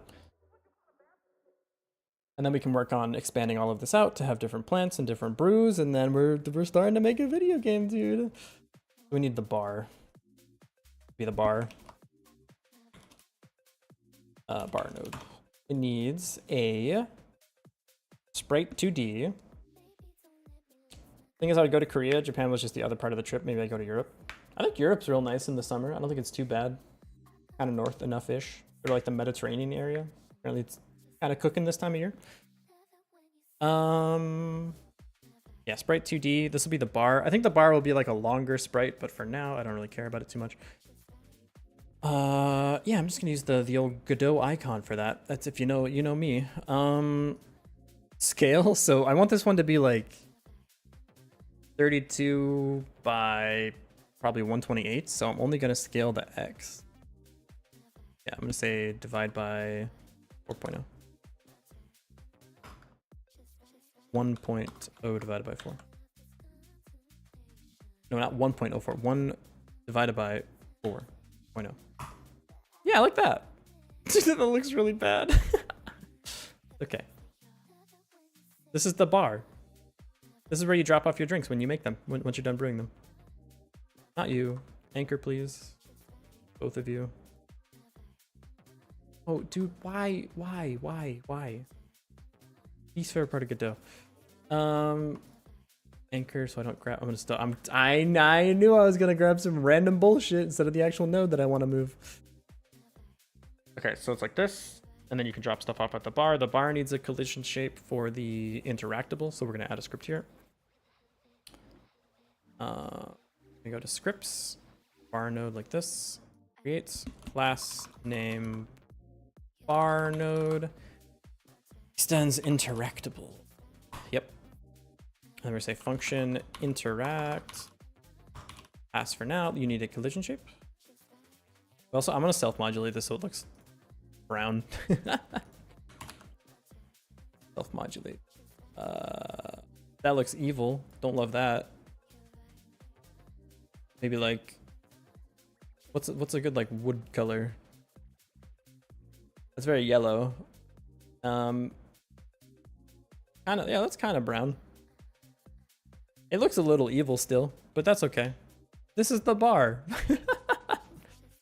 This doesn't do anything if I don't have an item, right? No, it doesn't. Go over here, I can grab the plant, put it into the bar, or put it into this thing, brew a beer, go here, put it into the bar. Nice. Okay, we need an area for this then. Child node, area 2D. And then we need a collision shape like this, and then update this collision shape. Rectangle like this, and then that. Like that. Okay, and then everything should just already work, so we already have the interact function.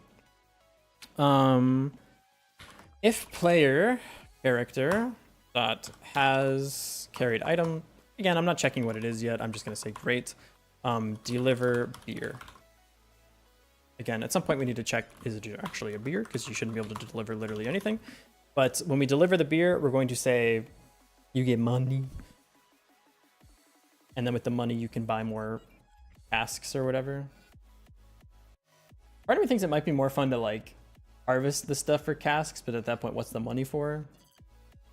Nothing. Yeah, you have to have like a dwarven computer where you can order more casks.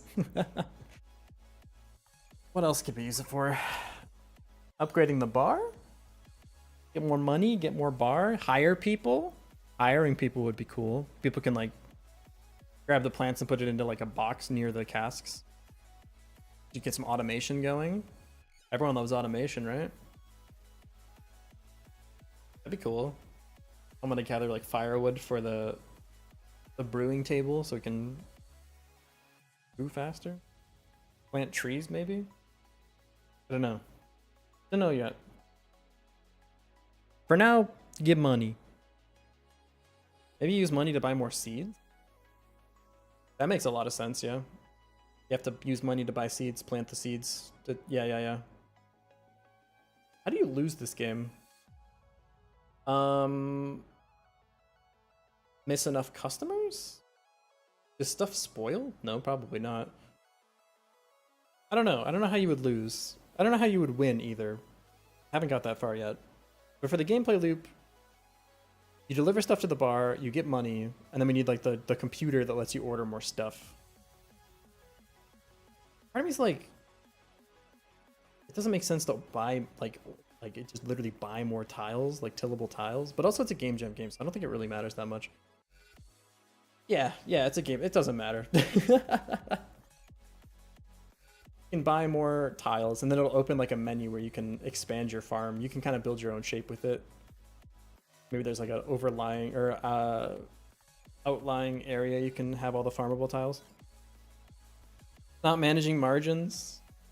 The thing is, like, more difficult to brew or like longer brewing beer should give you more money. I do think you'll be fulfilling requests for people for like the stuff you're delivering. So in that case, you would lose by like, I mean, maybe when customers leave, it doesn't make sense for when a customer leaves, they take your money. Maybe there's like a bar reputation, and the higher your reputation, the more difficult the orders are, and the lower it is, the less people show up to your bar. Don't even know the loop. That's fair. Yeah, I'd like something like that. It sort of self-balances too, because if it gets too complicated, you can... Or maybe it's just like if you miss 3 in a row, you lose or something. I don't know. Lots of ways to slice that up, I think. Speaking of slicing things up, I need to take another break. Been enough time, so I'm going to take another quick... Well, actually, I have 10 minutes. I have 10 minutes before I need a break. Never mind. But yeah, something like that. Let's get to the part where you can turn in things for money. How about that? How about we start there? So we need some sort of like display for the money. We need some sort of UI. This. The thing is, the control needs to live in the camera. No, it's never like that. It's a canvas layer. And then you simply do the exact opposite of what you think is correct. So you go to the canvas layer, and where it says follow viewport on, you want to say yes. Because follow viewport on means that it does not follow the camera. And I don't know why it's worded like that, because it feels like it should be the opposite of that, but whatever. Oh, we need to set the project window size too. Window. 1200 by 800, as is the standard of my PC. Which means your transform is 1200 by 800. What the hell? What the helly? Okay, now I can add like a text real quick. Just to make sure that this stays in the right spot. I'm gonna say money. Money. And now it should just be in the top left. Nope. Nope, it appears to exist on the actual game page. That's not great. Follow viewport off. Yep. It's always the what you think it isn't. Follow viewport off means that it follows the viewport. Okay, heard. Go here. Grab this. Boop. And then I can run it back. And then you get money. So I want to have a new thing here. This will be the... We don't need to nest it yet. This will be the control. This will be the UI.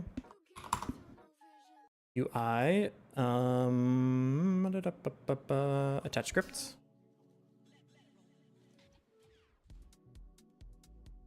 UIGD. Inherits control. Yep. So class name UI extends control, and then we'll have UI. Who controls the UI?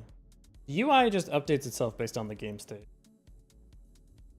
So we'll add money to the inventory, and then the inventory will update the UI. We're gonna add a script here. Why do you think that you should live in the scenes? Like, why does, if I put 37 things in the scripts folder, why do you still think you live in scenes? Inventory like this. So we're gonna go here. Class name inventory extends node. We're gonna have inventory, so function add money, or earn money, get money, add money. Amount, so floats, returns void. Class, we're gonna need a thing to the UI. We need a reference by access. Yep. Okay, add money. We're gonna say export var money. I mean, let's be a little fancy with it. It's gold because we're dwarves. Add gold. Say gold plus equals amounts, and then UI.update gold, and we'll say gold. Gold plus equals amount. Maybe this should be int. I don't think you can get like half a gold. Gold plus equals amount, and then the UI update gold. So here, function update gold. We need this will be the gold label, but for now it's just gold label. And for UI stuff, it should be accessed by unique name because we're going to shift it around a whole bunch. Update gold, new gold value. The gold label equals dot text. Rich text label for now, but it's going to probably change later. Text equals string money, and then the new gold value. And at the start of the game, we can say function ready UI to update gold. Like that. Now it should say money 0 at the start of the game. And it does, yeah! And now we need a thing to drop stuff off at the bar. So deliver beer. We're gonna say player character dot remove beer. Remove, what is it? Consume carried item. Consume oops.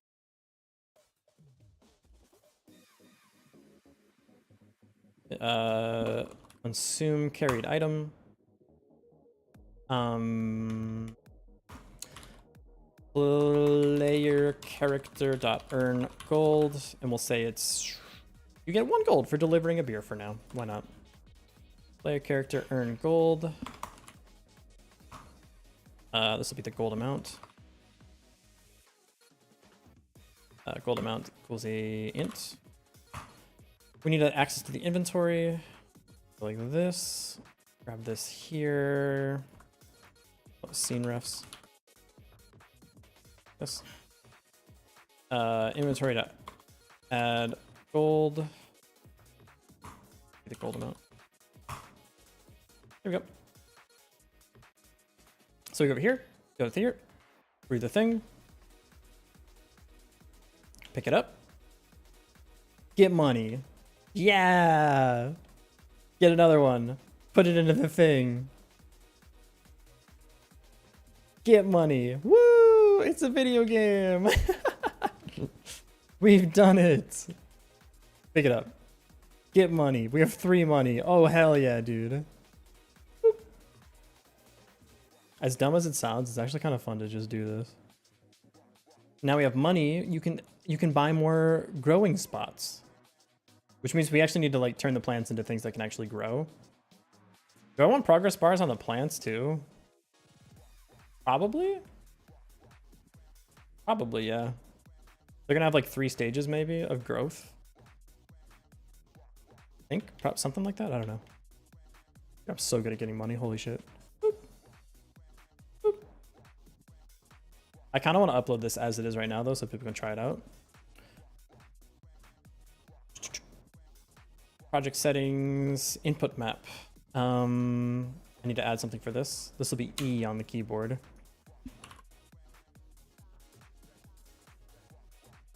UI up is going to be W.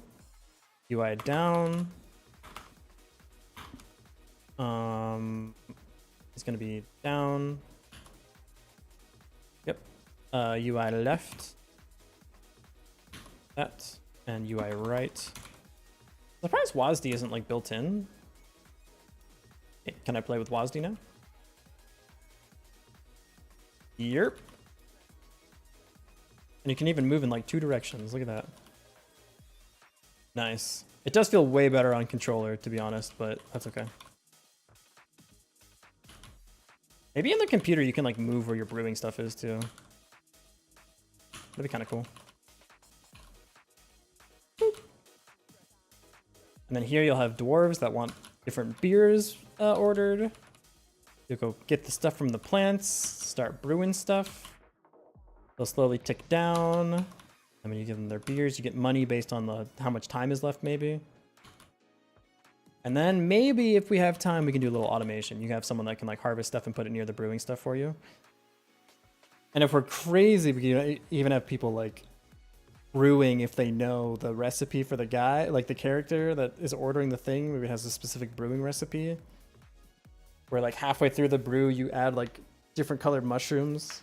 Don't know yet. Something like this though. Okay, so the last thing we need is the dwarven computer, or some sort of like interface where you can buy more stuff. So we need to put that like maybe over here. Yeah. And this one, so the rest of these, well, the plant and the cast nodes have to be like prefabbed at some point, but the bar node and the computer actually don't, which is kind of nice. Okay, so what do I want to update next? I can either do the plant growing and like seeding and everything. Well, no, because if you want to do that, you're going to have to buy seeds at the dwarven computer. So that doesn't make any sense. Man, automation in this game would be kind of sick, no? Have like a dwarf empire, man. A brewing empire. That'd be sick. Okay, if we have time, I really want to get automation into this. I doubt it because we only have a week before the game jam ends and everything turns into dust, but that's okay.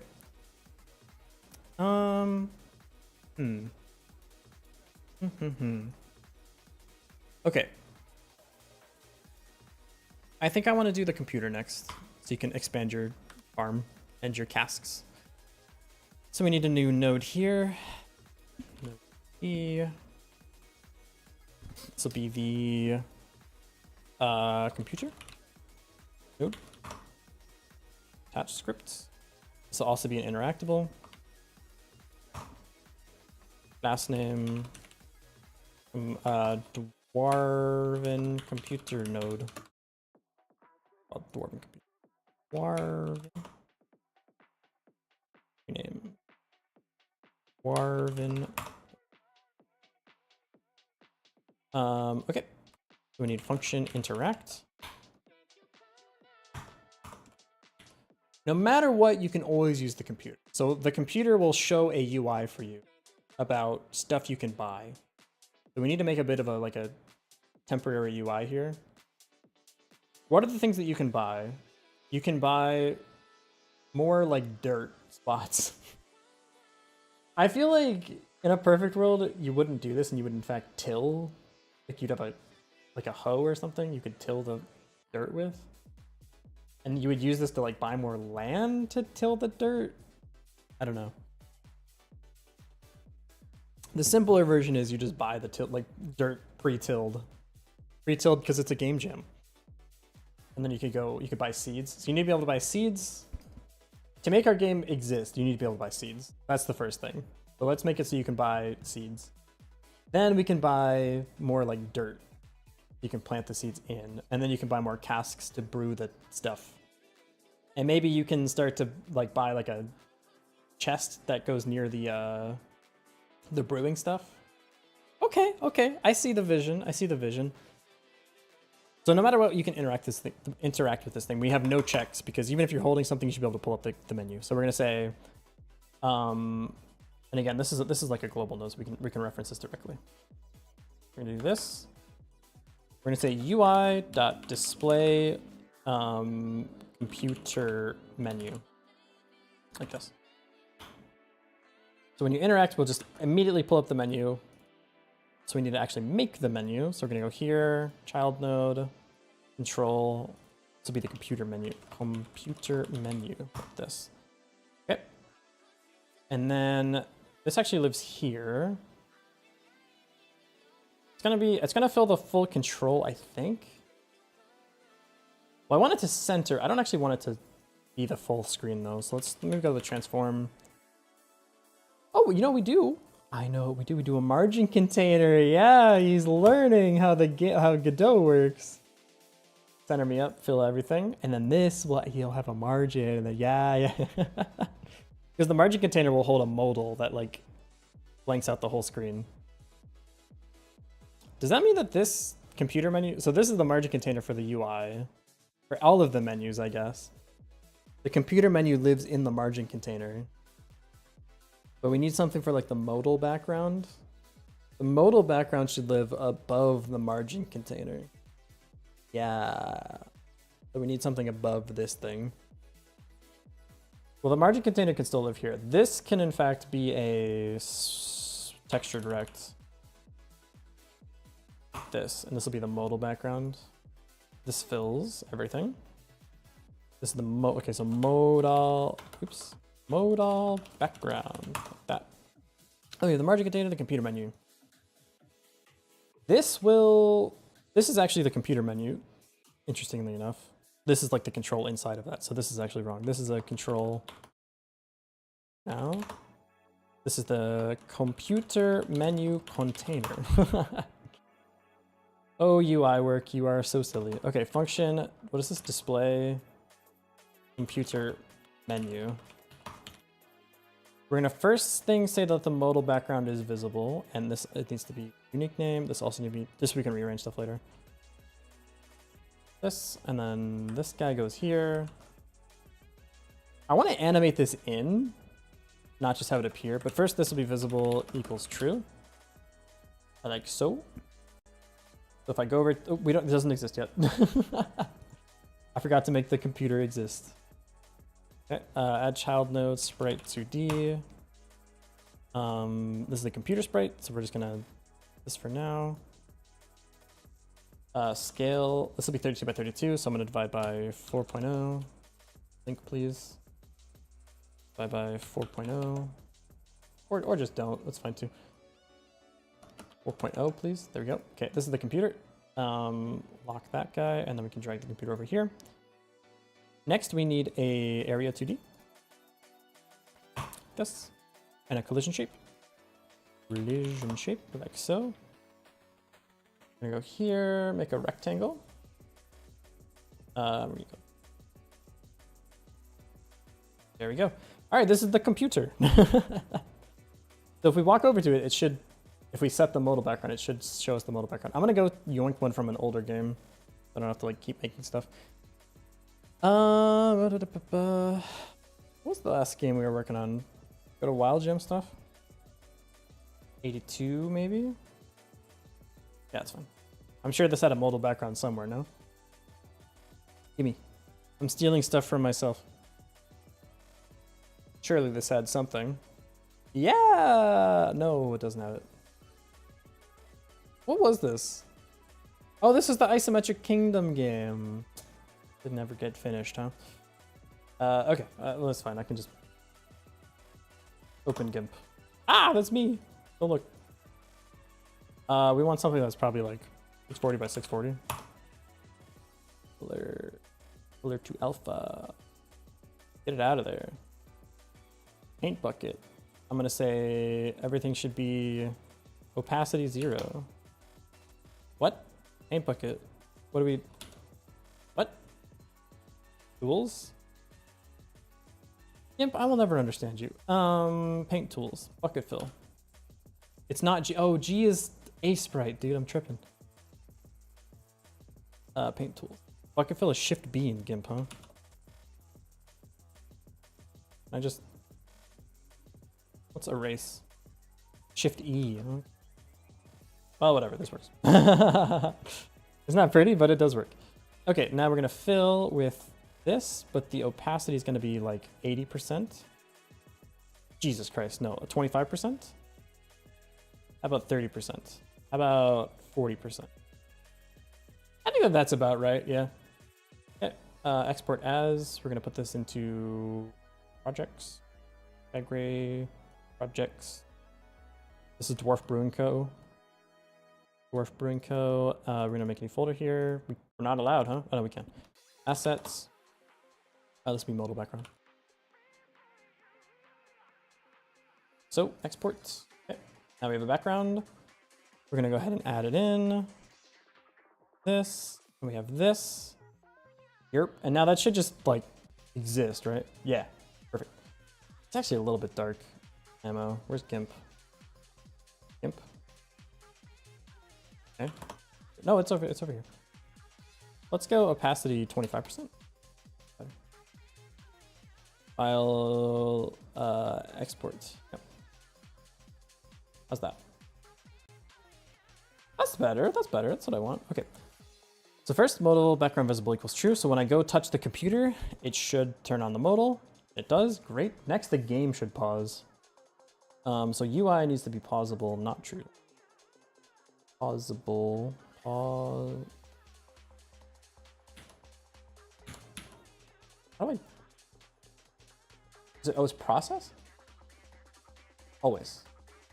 Okay.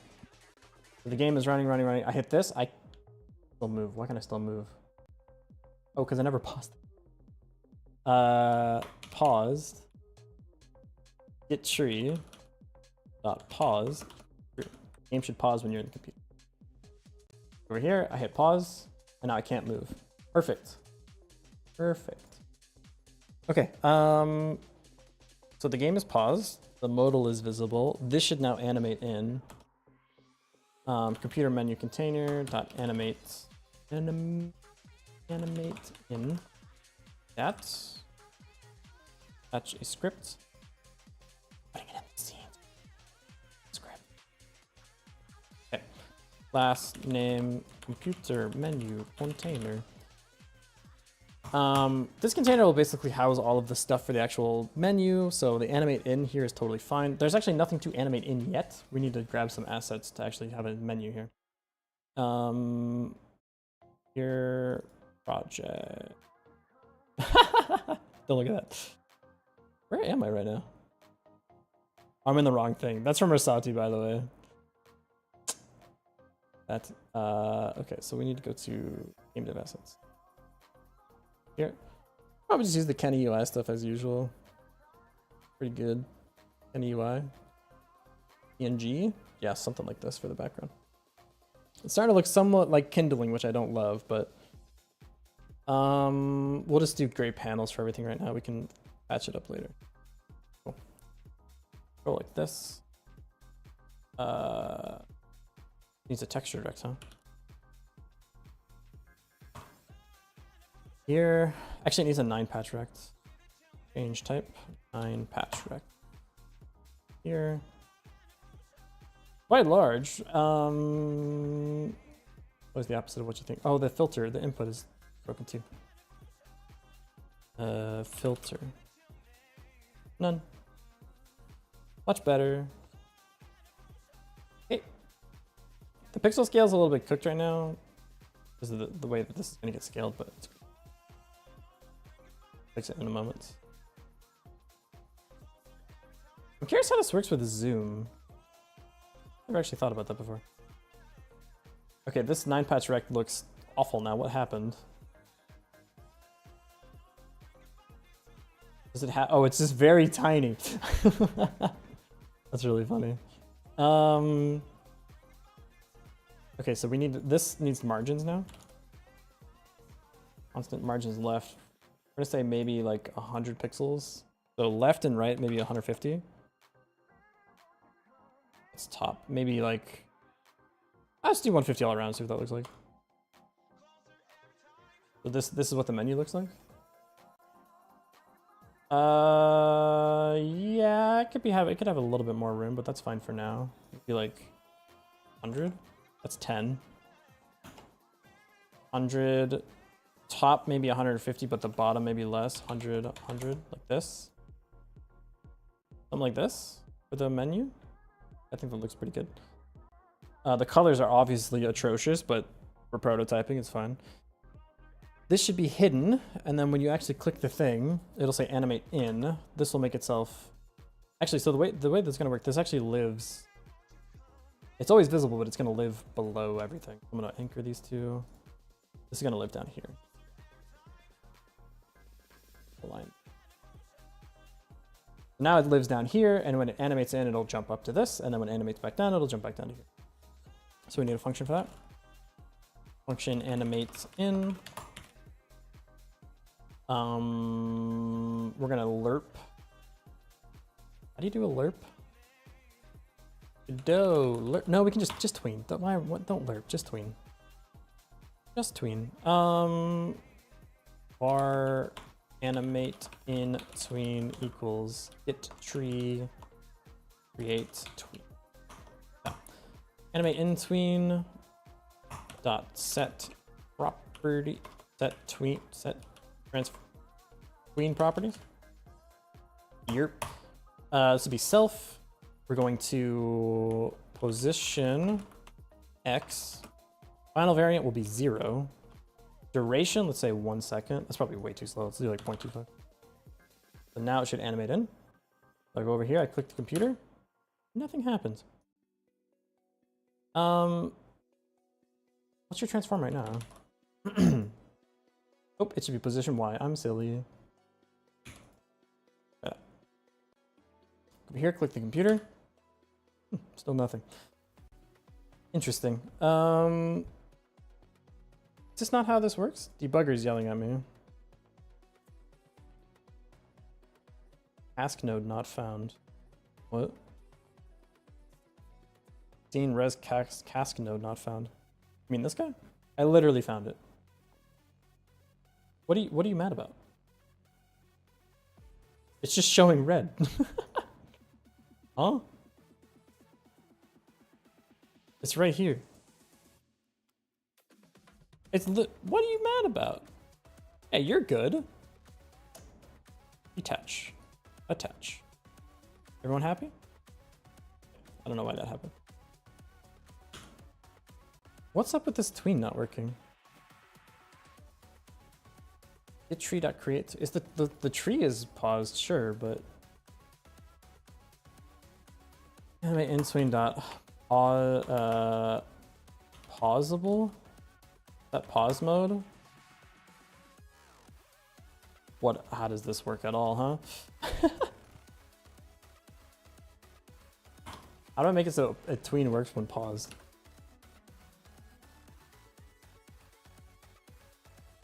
I don't think I need play, right? Or paused or stopped. Only if it's paused. Set pause mode. When the scene tree is paused, pause bound. Tween pause mode. Process regardless. Yeah, we need this. Process regardless of if the thing is. What did I hear? Tween. Can I have a type hint, please?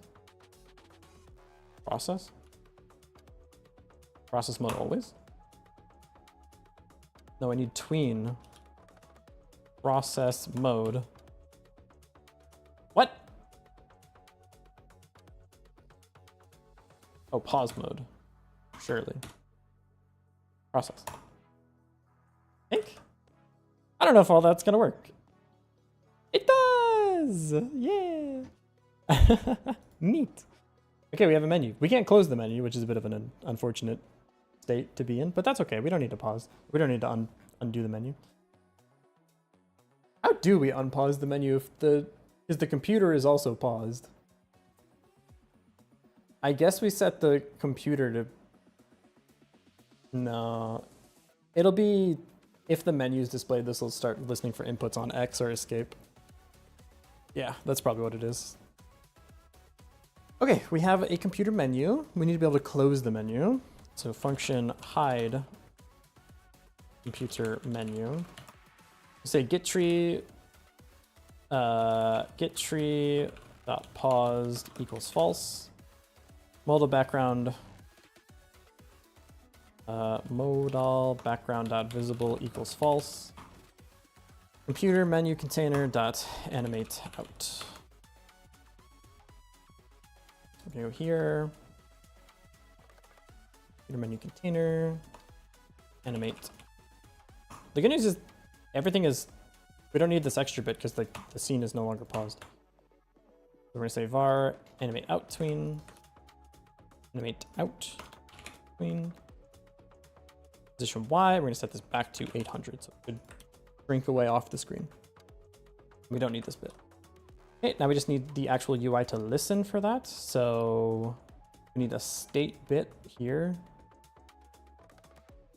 On ready var is menu displayed. Boolean equals false. Set this to be true. We should actually have like currently displayed menu. So displayed menu be this margin container. This margin container can inherit from menu. I can't imagine there's actually another menu in this game. Oh, the pause menu will be a menu. I'm going to do it this way for now, but knowing that I'll have to change it later. It's computer menu displayed. So we're gonna see this. This is true. Like I said, I think I'll have to change this later, but it's okay. False. Why do you hate me? Oh, no D. Okay, like this. And then in the process, if is computer menu displayed, if input dot is action just pressed, UI interact. We're gonna say, oh, we need like menu close. Maybe that's what we want. We want menu close because the interact is also how you're gonna have to buy stuff. I didn't think about that. And also that means the button would still be held down. So yeah, we need UI close. You'd be stuck in a loop forever. Add new action. UI close. Go this way. Add. UI close. This is going to be the B button for this, and on the keyboard it'll be escape. Okay. UI close, please. If we do have UI close, we simply hide the computer menu. We're not using Delta, so it's mad at me. It's okay. Okay, let's try that. So I can walk around, I can go to the computer, it'll open up the menu, and if I hit B, it'll close the menu, the game is on pause. Yeah, dude. And so now I can pick up my plants, put it in the cask. Again, there's no sprites, you'll just have to believe me. Pick up the thing, deliver to the bar, I get money. I go to my computer, I can spend my money. And then when I'm done, I can hit this to close, and I can open it back up, and I can take a look at it a bunch of times. I can spam the button to give everyone epilepsy or whatever. And go over here, I can brew another plant, put it into here. Brew the thing, wait a moment, pick it up, deliver it to the bar. Buy more upgrades, and now I can pick up more than one plant at a time. Maybe there's an upgrade where you can have like a chest right here. You can put all the stuff into the chest, grab stuff from the chest, brew it for the customers that don't exist yet, but just believe me, they will at some point. Put it into the thing, get money, and then, yeah, that's a game. We have a game. Okay, now we need to actually be able to spend the money. So the next thing we're going to need is the ability to actually like look at stuff here in this menu, order something, and then have it like appear on the screen. So for example, the first one we need are seeds. So we need to create a bunch of stuff. Basically, we need to be able to do like purple mushrooms or something. We have purple mushrooms. Oh, maybe the first one is just hops. You have hops, and then you can flavor it with other stuff. So you have like basic, oh, you'll always have like 5 hop plants because that's the base ingredient for everything. And then you can order more fancy stuff when people start ordering like a purple beer. You can flavor it with the purple mushrooms. Yeah, dude. Yeah. We also need fruit in the game. Fruit is one of the wild cards, so we can maybe use fruit. Also, I have the feeling that like everyone's going to be doing a similar game to this. Yo, Alkaline, hello, welcome in. How are you?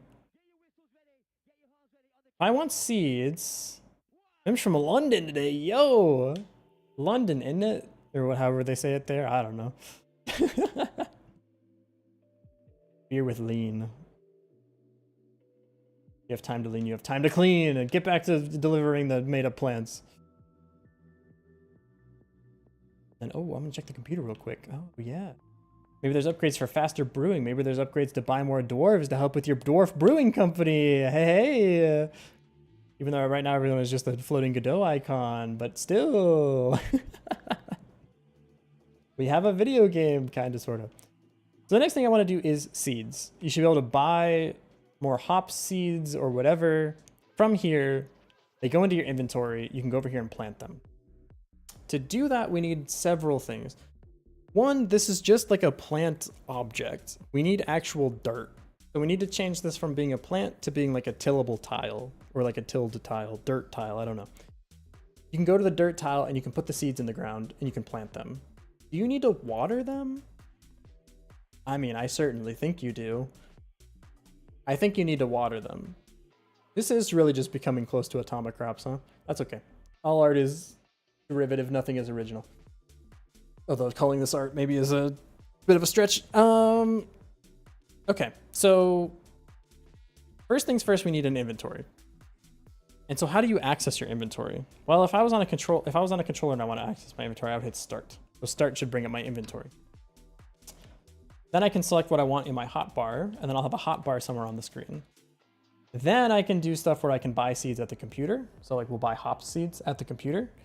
And then I can select which item is on my head with R and L. I can go over to the dirt tile and I can put the thing into the dirt. Yeah, okay.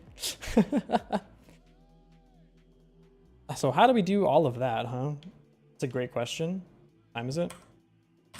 Okay, I need to take a quick break again. I apologize. I need to get more water, but then we will try to do the inventory part next. And so maybe at the start of the game, you start with like one seed. Okay, first we need a hotbar. Hotbar, then inventory, then ability to buy seeds, then ability to plant seeds, then ability to pick up the planted seed and put it into the, okay, and then we're back to this circle thing. Yeah, okay. All right, I'll be right back though. I gotta take a quick break. I will put on the Subway Surfers for you, don't worry. This is for you. All right, beer.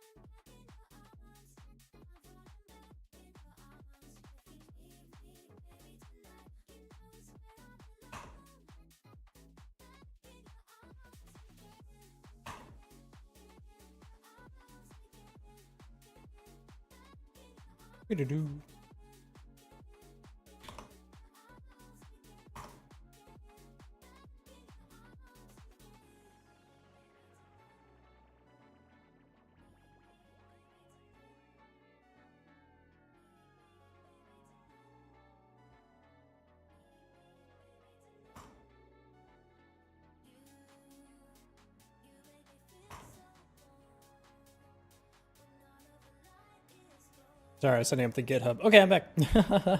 Yeah, what's up, yeah? Hello, hello.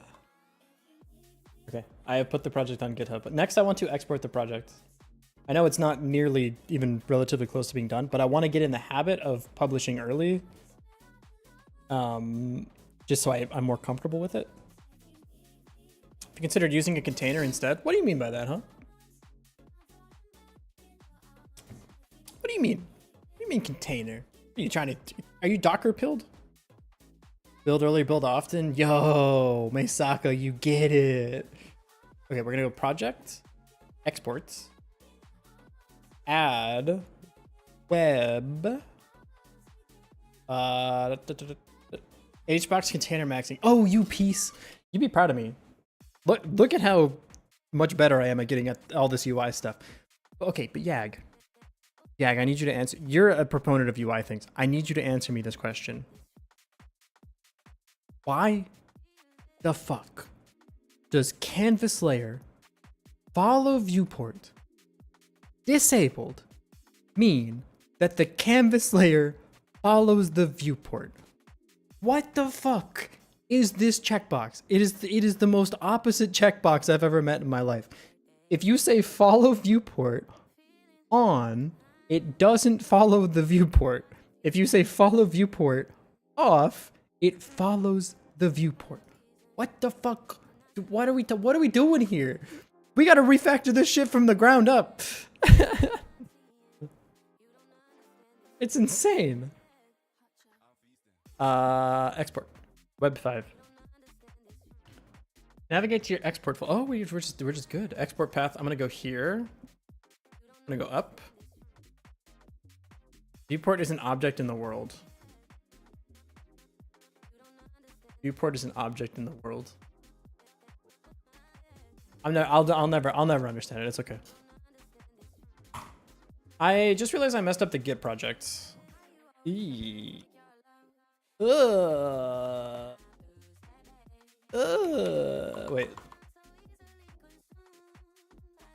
CD dwarf. Does it think that exports is its... No, it's not tracking exports. Huh. What do I want to call this? Save as file? Wait. Export path. Is this the way I do this? I do export project, right? I go up, exports. I'm gonna make a new folder. Call it V 0.0.1.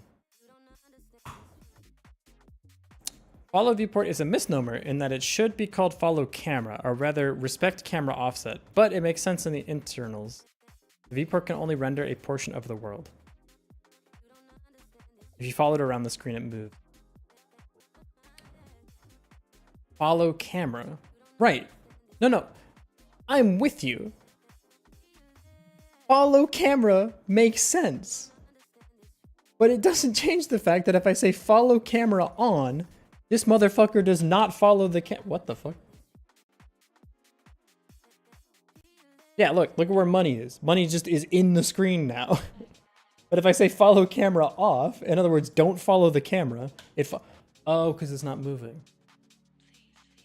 Okay, never mind. It all makes sense. Yep. No. Because if it followed the camera, that means this would come with me if I had this on. It still doesn't make sense to me. It's still backwards. For a second I thought I saw the light, but I didn't. In fact, it was. Nope. I'm still correct. Right, export project. Navigate your folder. Make sure you rename HTML. What? Web export template. Yeah. Wait, you tried to write a screen for this? Fair enough. I'll let you have it for now. Thank you. Do I do it like this? And then I can go here. Wharf Brewing Co. Exports. Yeah. And then you rename this to index.html. The insanity sets. He understands, but for a moment, only for the understanding to flee just after. I thought I was like, had an epiphany for a moment. Then you zip all this up, 7-zip, add to. How do you just do like a? How do I just zip it? Add to archive.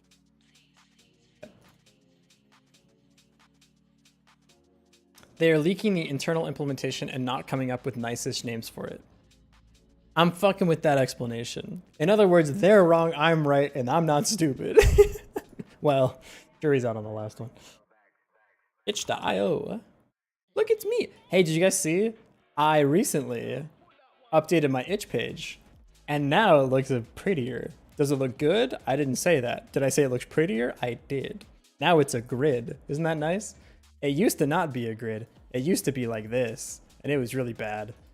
It used to look like this, and no one liked that. So I changed it to this. Much nicer. And there's a nice little friendly greeting when you get here that says, whatever you do, do not play kindling. Do not fucking play kindling, okay? I'll be so mad at you if you play kindling. Don't do it. But we're gonna make a new project. Upload a new project. Title, Dwarf Brewing Co. Avoid duplicated projects. It's a game. It runs in the browser. It's in development. It's free. Don't pay me. Upload files. That's Hero's Journey. Makes me sad. Don't worry about that. Oops. Go back to my project. Weird. Dwarf Brewing Co. Exports. This guy. Play it in the browser. Embed. This would be 1200 by 800. Okay. No genre. Nothing. Save and view page. All those other games from other game jams? Yeah, they are. Yeah, if I run this game, does it actually like run? Not looking good. It's not looking good. That looks like a gray screen with nothing on it, which is not optimal, I would say. What happened? What? Did something go terribly wrong? I can't like see anything on the page either. I see nothing. I see actually nothing. And I like... Maybe it's... The camera is offset or something? Auto detect? Unity HTML only? I mean, that's what it is. Don't worry about that. Okay. Can I... it doesn't exist. Why not? Save. View page. No dimensions provided. Well, shit. Okay, turns out I need to do it myself. Fair enough. Why can't I see, like... This is why I'm uploading it early, dude, because otherwise... manually set size. I mean, it is 1200 by 800, to be fair. Mobile friendly. Automatically start on page load. Yeah, we'll have a full screen. Maybe it's like the camera is just in the wrong spot or something. If we full screen it, do I see anything on my... I see literally nothing. Well, that's not great. Why is that done that, huh? Index HTML. Can I see it this way? Main scene set? Yeah, we do. It's this guy right here. Yeah. Because this is just run project, so this is working. F12 check console. Thank you. Here.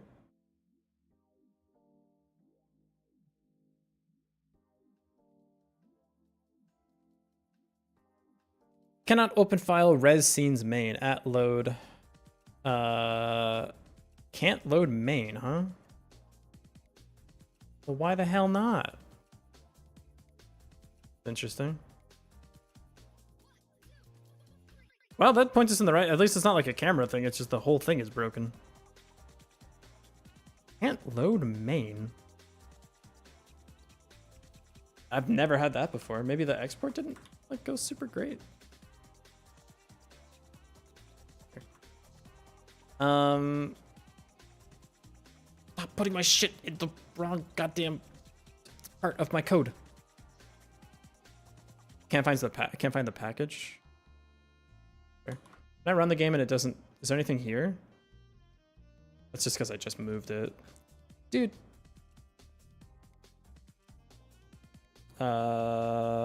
Scene's computer node. 1 second. Detach. Now there should be no. Yeah. Okay. What is your project? What does your archive look like? That's a good question. Looks like this. So this is the PCK file, right? One here. Same to me. Yeah. Revenge of the Capital S? What do you mean by that? Am I not seeing something? And I don't even know what the fuck you would use to look at this. You're naming this to index.pck? Is that a thing? Grab all of you.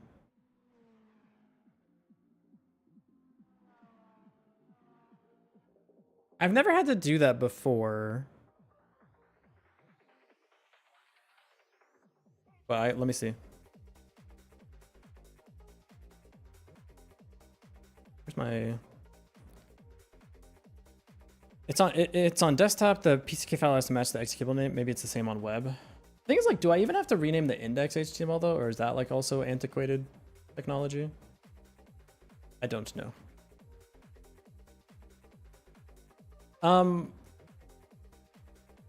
Do this one. Played in browser. Save. View page. Do I need to like do this?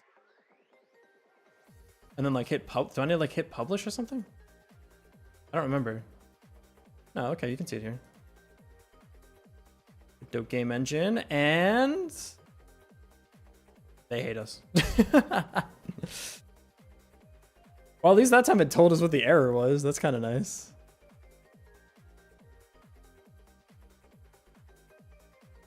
What if I just what if the first time it just didn't like me and what if we just let it ride?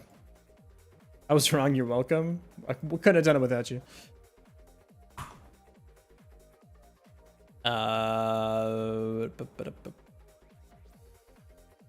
Take me back. Upload. Let's upload this. Maybe it just a bit got flipped during transit, you know? Run. Inspect. Console. Yeah, what do you got for me? Oh, still not working. Well, I can't be the first person. Godot itch.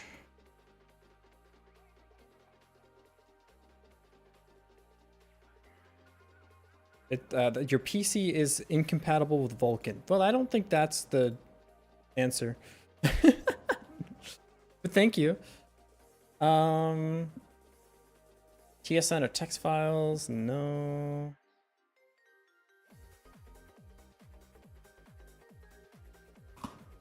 I'm trying Googling This way. Good luck figuring this out. Thank you. Want to stop by and say hi? I gotta go eat. Fair enough. Definitely the cap. Where do you see a capital S? See, wait. Oh my god. Wait. Hey, Saka! You're a fucking genius! It is lowercase. Yeah. It's lowercase. Holy shit. I think you may have just saved me like 10 million hours. Okay, my next question is that why does it think scenes is uppercase? That shit don't exist anymore. Okay, I'm curious about something. If I rename this to scenes like this, does it work? That'd be insane, no? Project settings? No, I think it's because originally I named it scenes uppercase. I legitimately think that might be why it's broken. Because yours, oh, no, you go lowercase, my friend. Yeah. And then, aha, and then main, yeah. I go to 2D and I save ya. What's your res? Not you. What's your res? Not allowed to see ya, huh? Interesting. Yeah, hold up. Exports? Export projects? Wait. Oh. I need to delete all this. Get out of here. Yep. Holy shit. If this works. Okay, rename you to index.html. Rename. Package all up. 7-zip. Add to archive. We go to the website. I have so many tabs. Main scene. I think it's the res because the res got set to capital S when I first did it. So I think it's actually this thing right here in the file system. I think. I'm not 100%. Okay. Played in browser. Save. Reload me. Run. One time.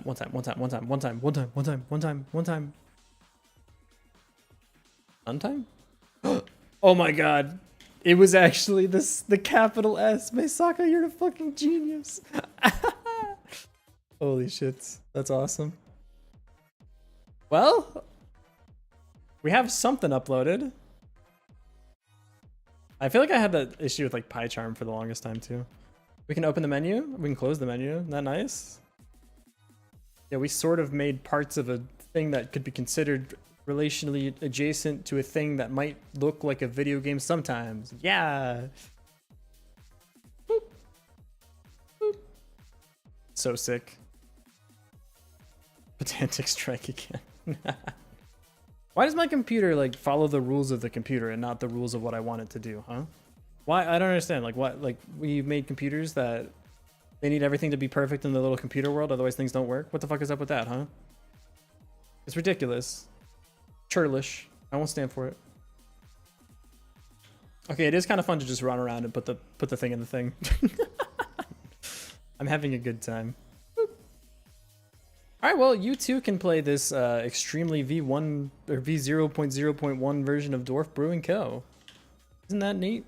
I'll probably post it in the Discord as well. I'm gonna try to get it like one release per day of the entire game jam, so that way, like, one, it's a little bit easier to see progress, but two, I don't know, I just think it'd be neat if people could like play it as it goes. Finally, a Sky game. I mean, Hero's Journey is uploaded. I just didn't finish it. Or it's sort of, I mean, just playable. It's just not in a state where I really liked it. But this game jam will be different, surely. The morning streams do mean that I have way more like coding energy. Trying to do game dev stuff after work is just always so hard.